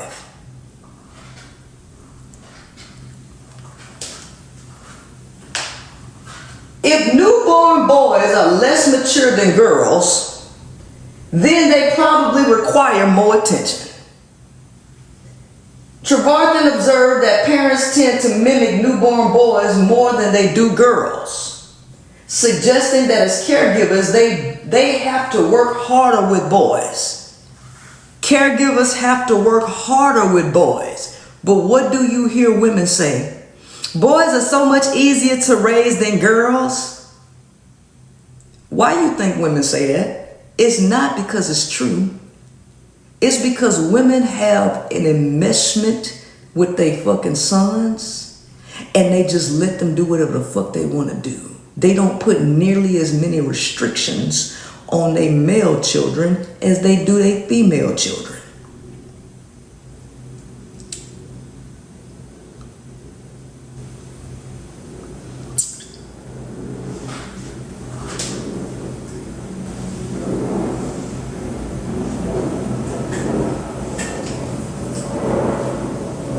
Tronick and Weinberg state that infant boys are more emotionally reactive than girls.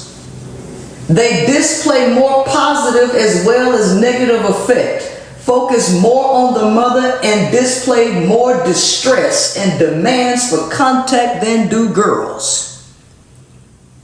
You hear that? Boys display more distress and demands for contact than do girls.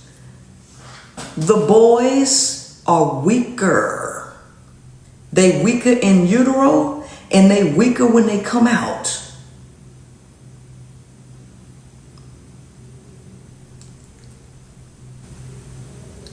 And then you place all these expectations on the weaker vessel. The male is the weaker vessel. This is the reason why they need so much help. They need women to be subservient. That's why men say they can't live with you and they can't live without you. Without women, the males would perish. But if they live with you, you are so fucking annoying and you irk the hell out of them, you put so much stress that they caught between a rock and a hard place dealing with you. So, in their mind, the best way to be able to live in peace is to control the woman. She needs to be controlled. That's the reason why they view it the way they view it. You can try to make men be better all day, but if you don't change women, if women don't change how they act, you're not going to fix nothing. But women think that they don't have to do nothing. They think ain't nothing wrong with them, but there's something majorly wrong with you. It's a big problem.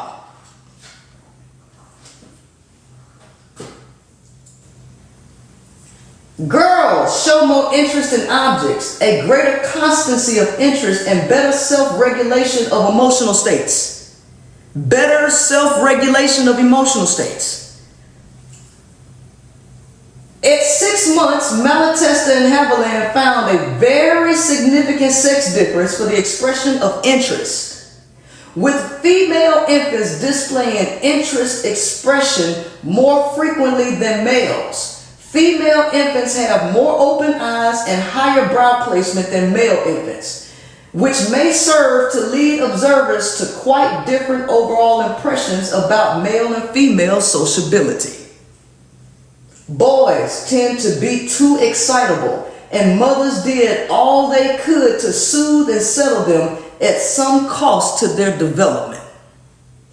One of the findings of Murray and her colleagues is that boys are more affected by maternal postnatal distress or postnatal depression than girls. Boys are affected more by your postnatal depression. Your depression after you have a baby affects that boy more than it affects the girl.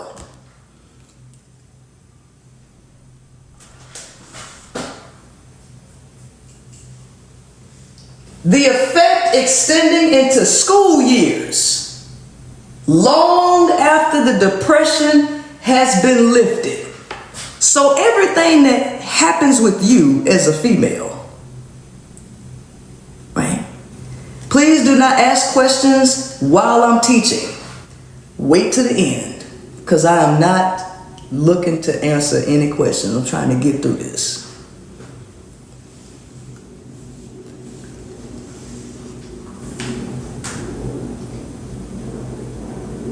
Everything that you do affects your son.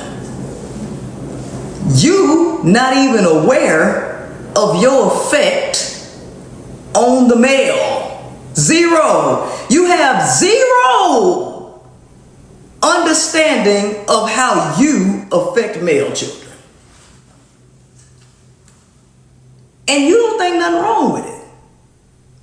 You think the world revolves around you, and the only thing that needs to happen is that men need to learn how to elevate to women's level and do this, do that, because that's the problem in the world. And men can't do this. But if you are so elite, then why you can't take the time out to understand yourself and how you impact the world? Women think that they the standard of morality. Women think that they're the epitome of fucking emotional intelligence, and they're not.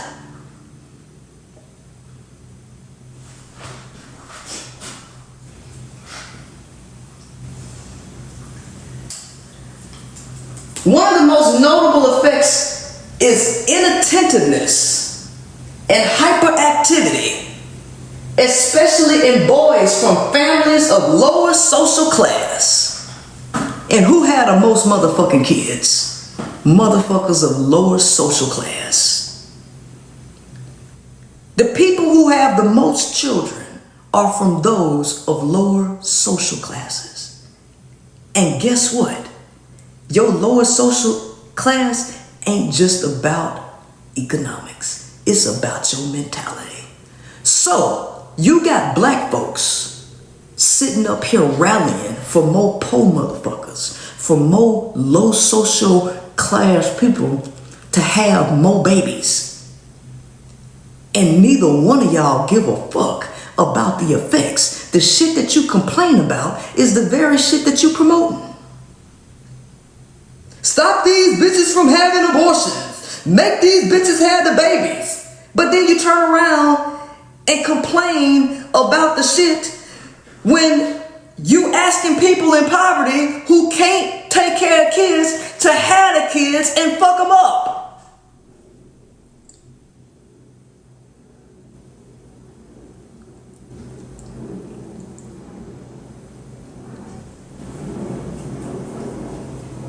The male is the one complaining about his condition, yet you being born in lower social classes is a part of your problem. It's a part of your health problems. It's a part of your mental problems. It's a part of your existence, the problems of your existence. But you begging to be born into it. You begging for her to produce some more boys that she don't know nothing about into this situation. And then you think you smart. You as a male think you logical. Logical where? Where? You just want to get your Peter whacker with it. That's all that's about. And you just want to be able to use children as a fucking tool to control a woman. You don't give a damn about the kids. You don't give a damn about yourself.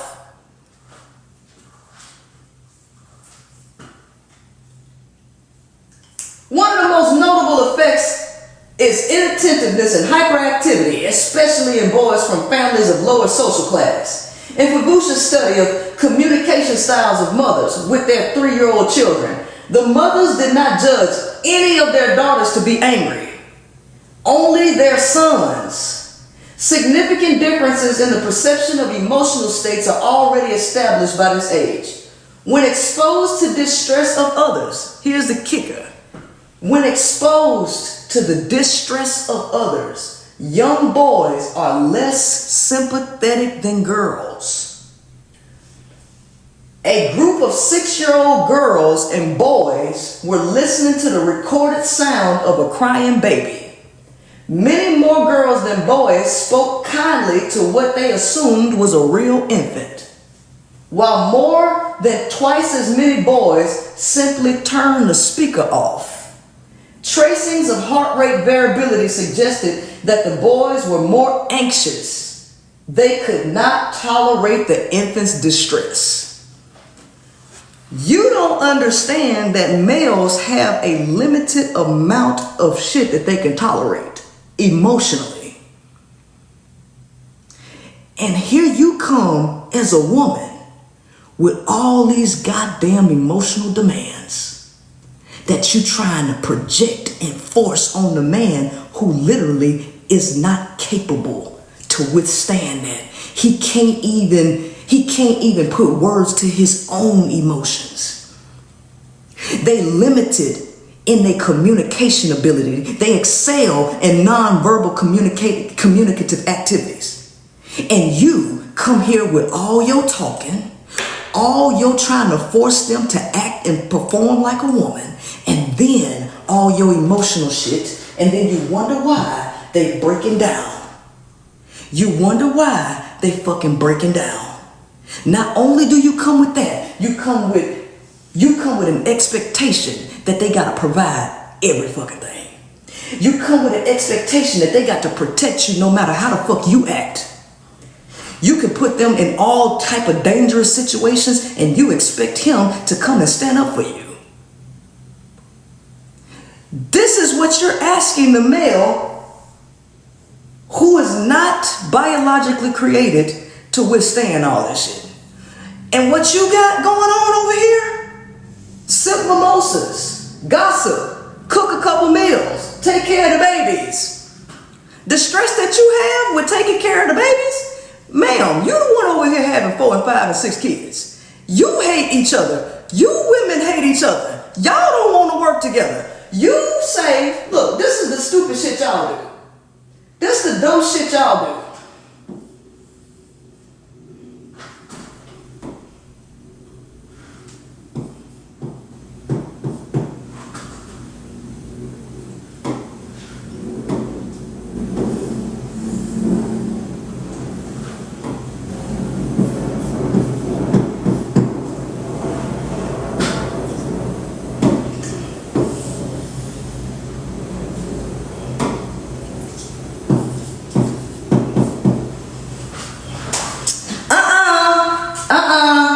Fuck you, hoe. That's my man. That's my man. I'm gonna tell you something. I give my man everything. I do everything. I'm every woman. It's all in me. I don't need none of you hoes. This is my man. And then you walk your ass right on over here. Baby, I want you to be my man. I want to marry my best friend. I want to marry my best friend. Somebody I can just sit here and I can talk to. Somebody that's going to help me cook and take care of the babies and everything. You want him to be like all these other women that you said, fuck you, bitch. I'm going to give him everything.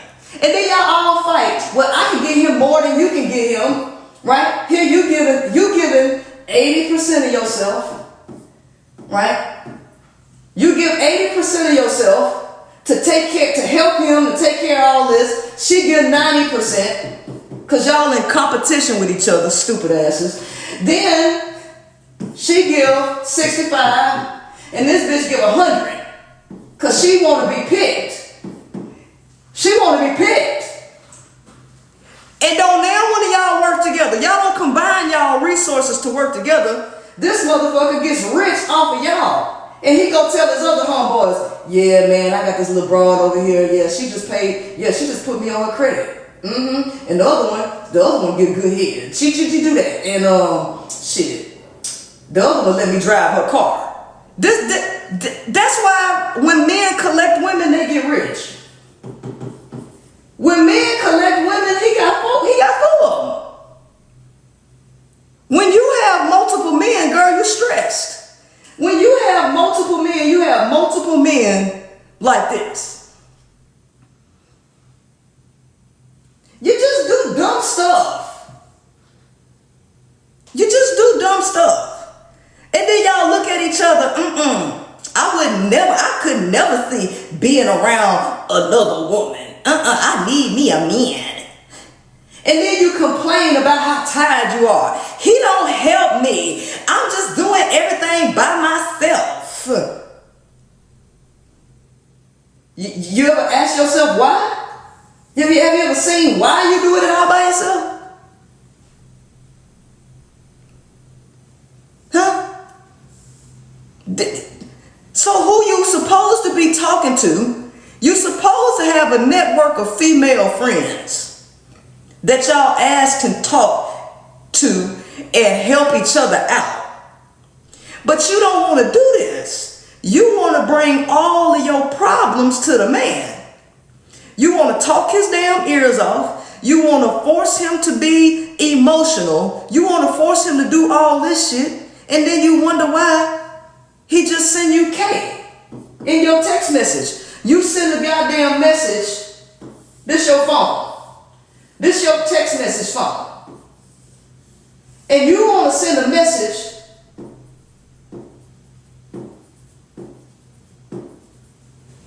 You want to send that shit. And this motherfucker just say,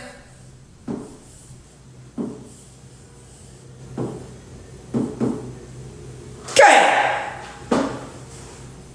Bitch, what else you want him to say? What else you want him to say?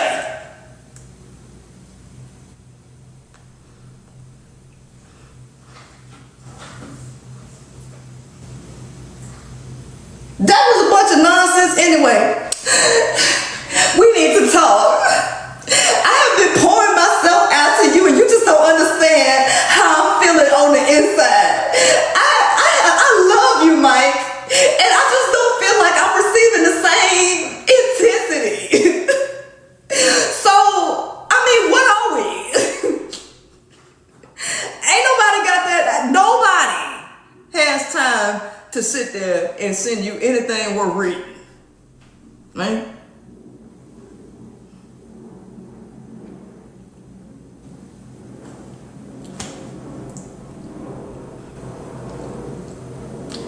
Don't be mad at me.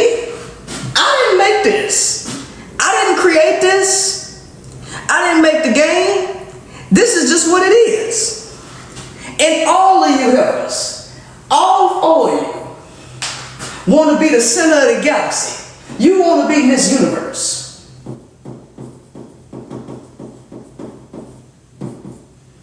Right? You want to be Miss Texas. You want to be Miss Galaxy. And all of y'all want to have the best box out of all of them.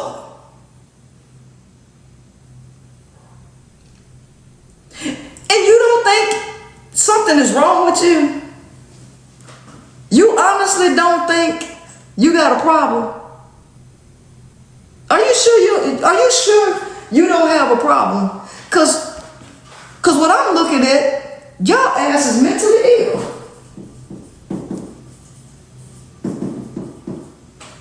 You literally fighting over Peter Whacker. For what? You turn your back on each other to chase a man that can't do all the shit that your ass can do.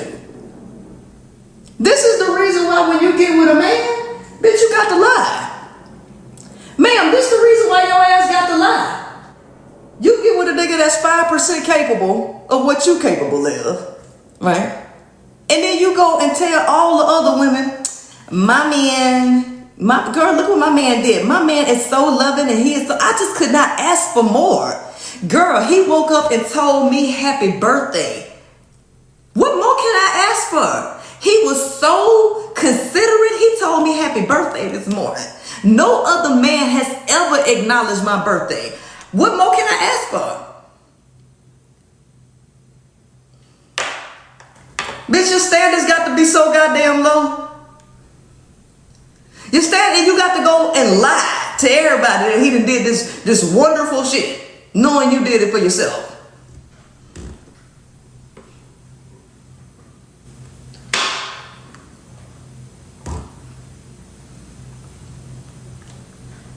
You doomed. All y'all doomed. You're stuck. You're stuck because I can tell you this, and you'll leave this goddamn life and go right back to your crazy, naive life. You ain't gonna change shit. You still gonna go out there. A man needs to take care of me and my 5 kids if he want me, because I'm gonna tell you one thing. I know what I want and I'm not gonna settle. But you settled for the 5 other niggas that you had. Dashiki, I know you ain't talking. You gonna go right back out there, right? With this old crazy mentality. You're gonna roll right back out there and teach your son you have to respect all women. you have to do this, you have to open the door for women and all this, and you ain't gonna teach your daughter diddly squat about the man. And the fellas, they gonna walk right back out here pretending that they ass capable of some shit they ain't capable of. Gonna sit up here and try to carry the world on their back. Nigga, you can't even do a pull-up. You can't even pull up your own goddamn body weight, but you gonna carry the fucking world on your back? Huh? And then you gonna go sit in the corner and cry? Cause don't nobody understand us, we don't have nobody to talk to.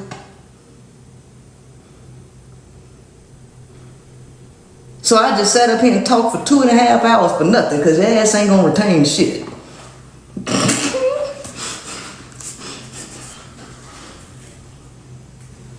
You're gonna go right back out there and look for a goddamn knight in shining armor.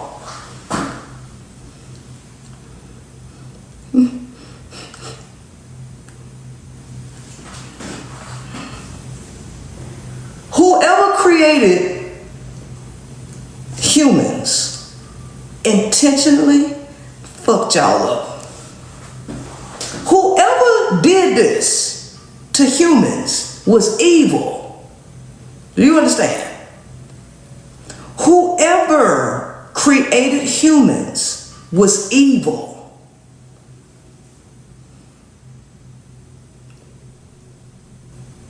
Because they intentionally created a species who would self-destruct.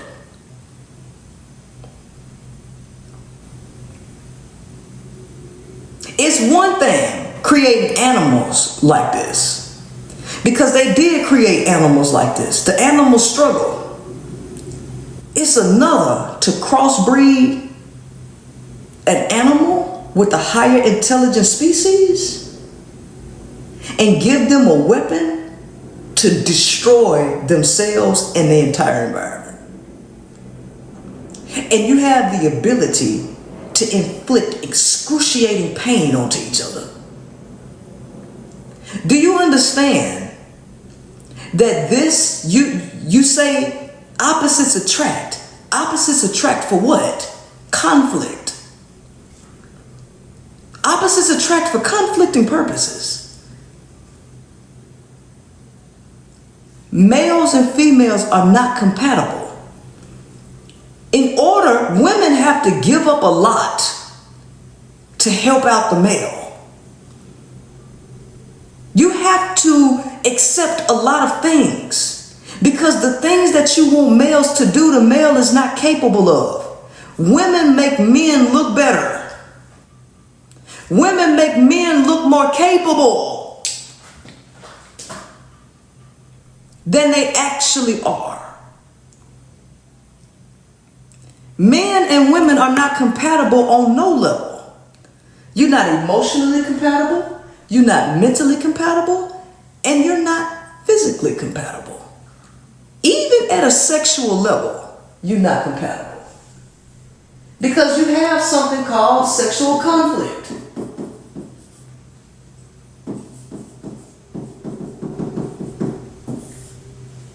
Sexual conflict is wired into your being.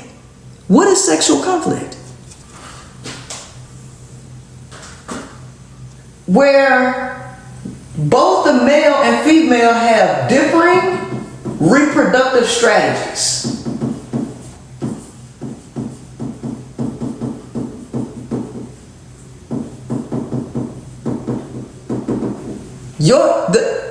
You both have different reproductive strategies that threaten the other one's existence. How the male reproduces is different from the strategy that the female uses to reproduce. Right? If you say that what I'm teaching is hate, then your ass don't hear nothing. Because, sir, I didn't make none of this shit up. You hate yourself. The ultimate reality is you hate what the fuck you hearing. You hate what you hear about males. You hate what, look, I didn't make this. Baby, this is a peer-reviewed study. I didn't write this. Why you mad at me? You hate yourself. I didn't design you. Gee, your God designed you, and your God designed you fucked up. Your God designed you to be incapable in so many areas. He made you weak as shit. I didn't write that. You mad at me for how God created you to be. And that's why you're struggling. Don't get mad at me. I'm trying to help your ass out. I'm trying to help you out by teaching women how to better interact with your ass. Oh, I can only love men if I sit up here and boost y'all ego. If I was up here saying, my man, I can't live without a man. Let me show you how to please your man. What, ladies, go and get a grapefruit and go get you a cucumber so I can show you how to do it. Then you'll be saying, that's the real woman right there. Yup. That's the real woman right there. Man, nigga, please. Nigga, please.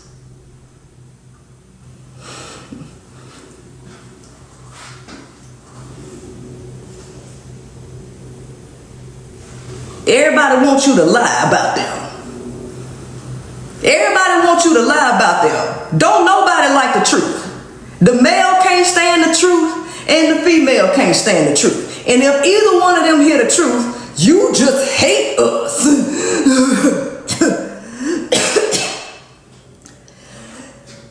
No, you hate yourself. You hate yourself. You hate the fact that you're not as strong as everybody told you that a man's supposed to be. You mad because the science go against everything that you've been told. The science show that you came from a fucking woman. Your book told you that the woman came out of rib. And you don't like the fact that the science show that your ass got a female base for your vessel. You don't like the fact that the only thing that make you a male is one goddamn gene. One fucking gene is the only thing that make you male. Other than that, you be female. Why is there no norm, no biological base for male? If anything go wrong with the X chromosome, a female still come out females. There's no point where she would ever become male unless she got a mutated gene. An extra gene called the SRY gene. Other than that, it's all female. That reality go against what your God told you. Your God said you was first. Science say that's a lie. You mad at me? For what?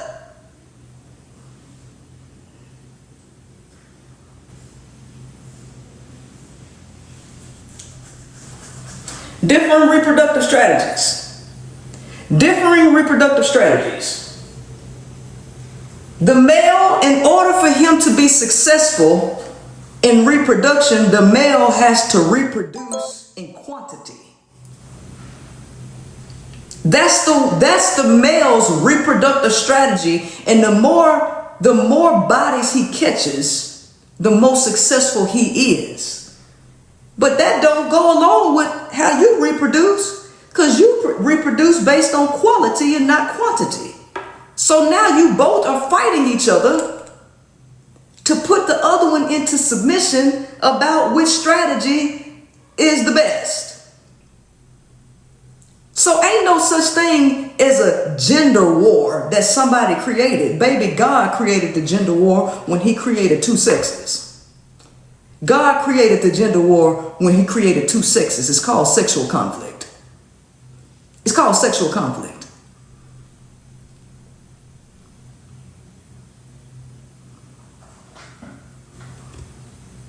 Males and females are not compatible on any level, but y'all stuck together.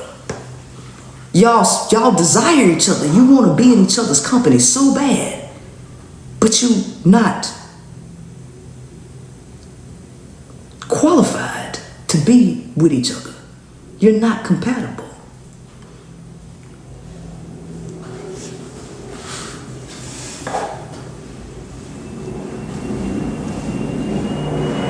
So what do? Because all you're going to do is fight. Yes, ma'am.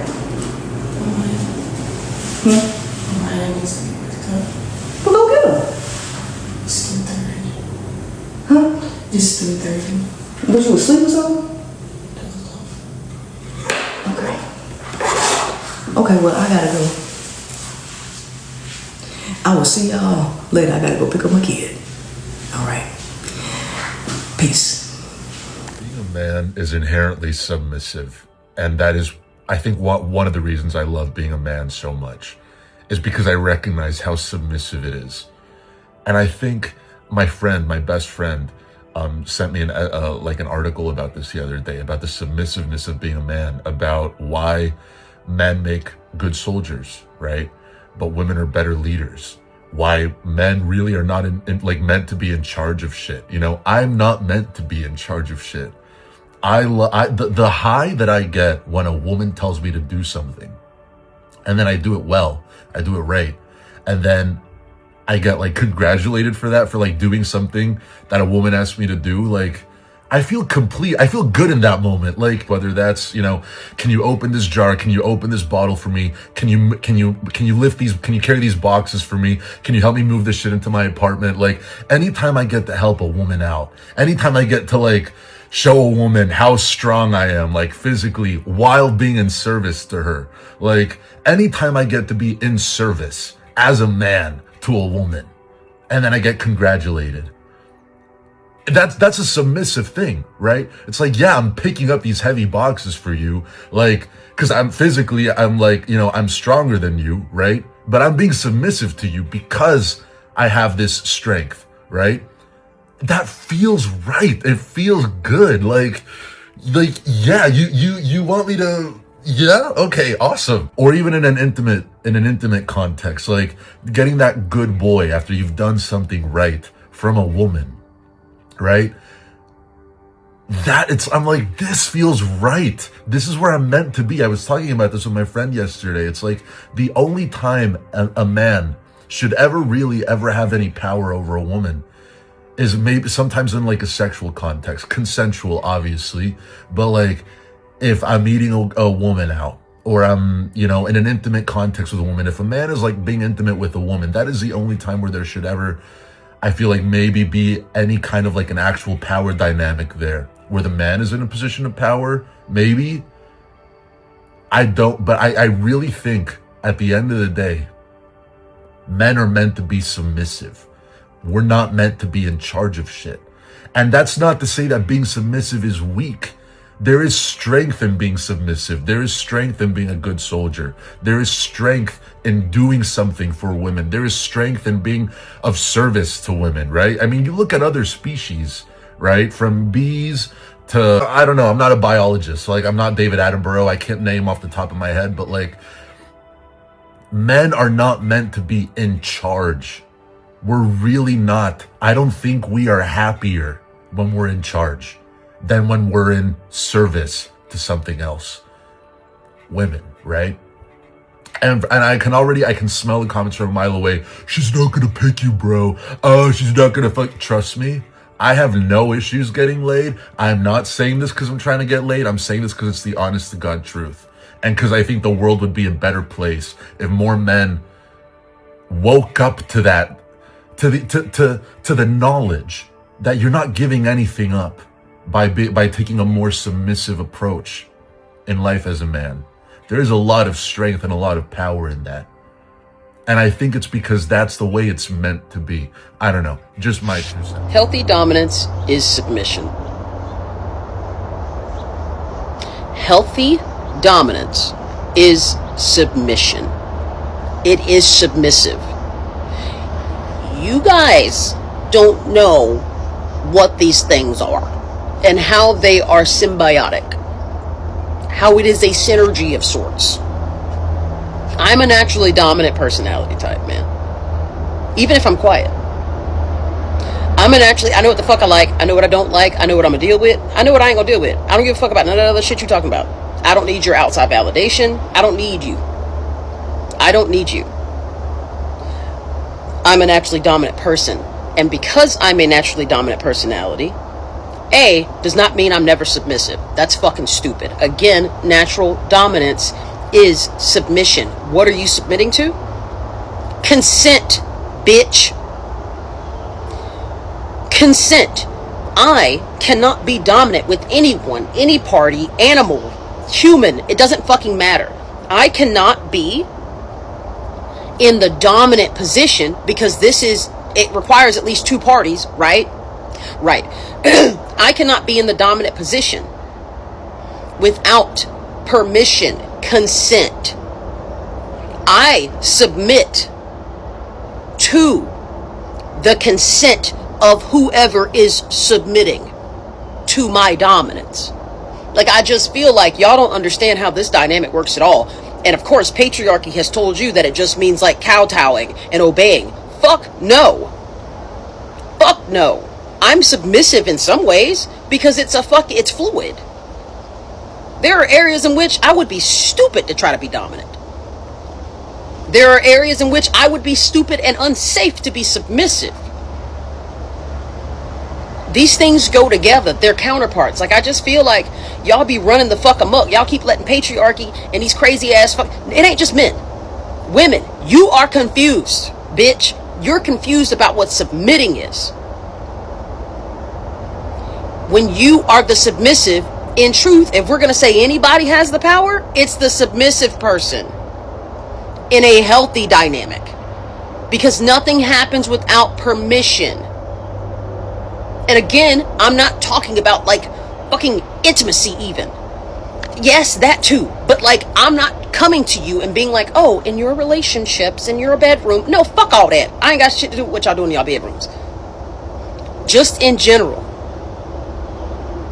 Natural dominance is submission. Not everyone is meant to be dominant. You have to have some sort of natural predisposition for that shit. Why? Because it's a lot. It's a lot to hold. It's a lot to carry. You're the decision maker. You're also the person that's going to take responsibility, or you should be, for when the decision will work out best for everyone.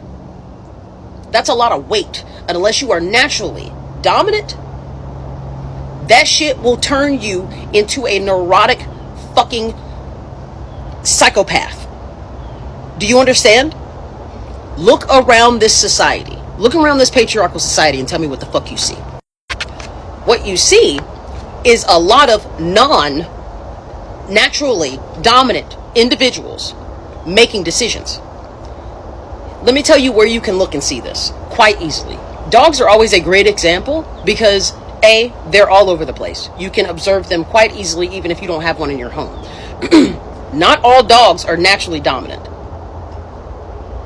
Not all dogs should be allowed to make decisions for themselves or for their pack. Dogs are how they have a hierarchy. That's how they operate, right? So someone is the leader. I'm not doing that alpha thing, but someone is the pack leader, okay? You can see in a dog when its humans, its owners, have either allowed it to shift into a dominant position, the leader position, or have forced it, even if non-verbally, into the leader position, and it does not belong there because the dog is fucking anxious. It's always anxious. It doesn't know what to do. These are the dogs that constantly fucking bark. These are the dogs that take everything as a threat. Why? Because, baby, you weren't meant to hold that. You're not naturally dominant. You don't have the ability to be making decisions and calculating like that. So you can clearly see this in dogs. As a side note, I will never forgive you bitches who got your damn dogs on Prozac. Now, some of that shit is genetic. Every now and then you'll come across a dog that's genetic. But most of you bitches, it's you. It's you anthropomorphizing your fucking animals and putting human goddamn traits and qualities on a fucking dog, so much so that now you got them goddamn dogs on Prozac. I will never forgive you bitches. Side note. Anyway, you can clearly see this in dogs. You can clearly see when a dog has no business being dominant. Look at the society. You have a bunch of not dominant individuals in dominant positions. You have a lot of non-submissive individuals in submissive positions.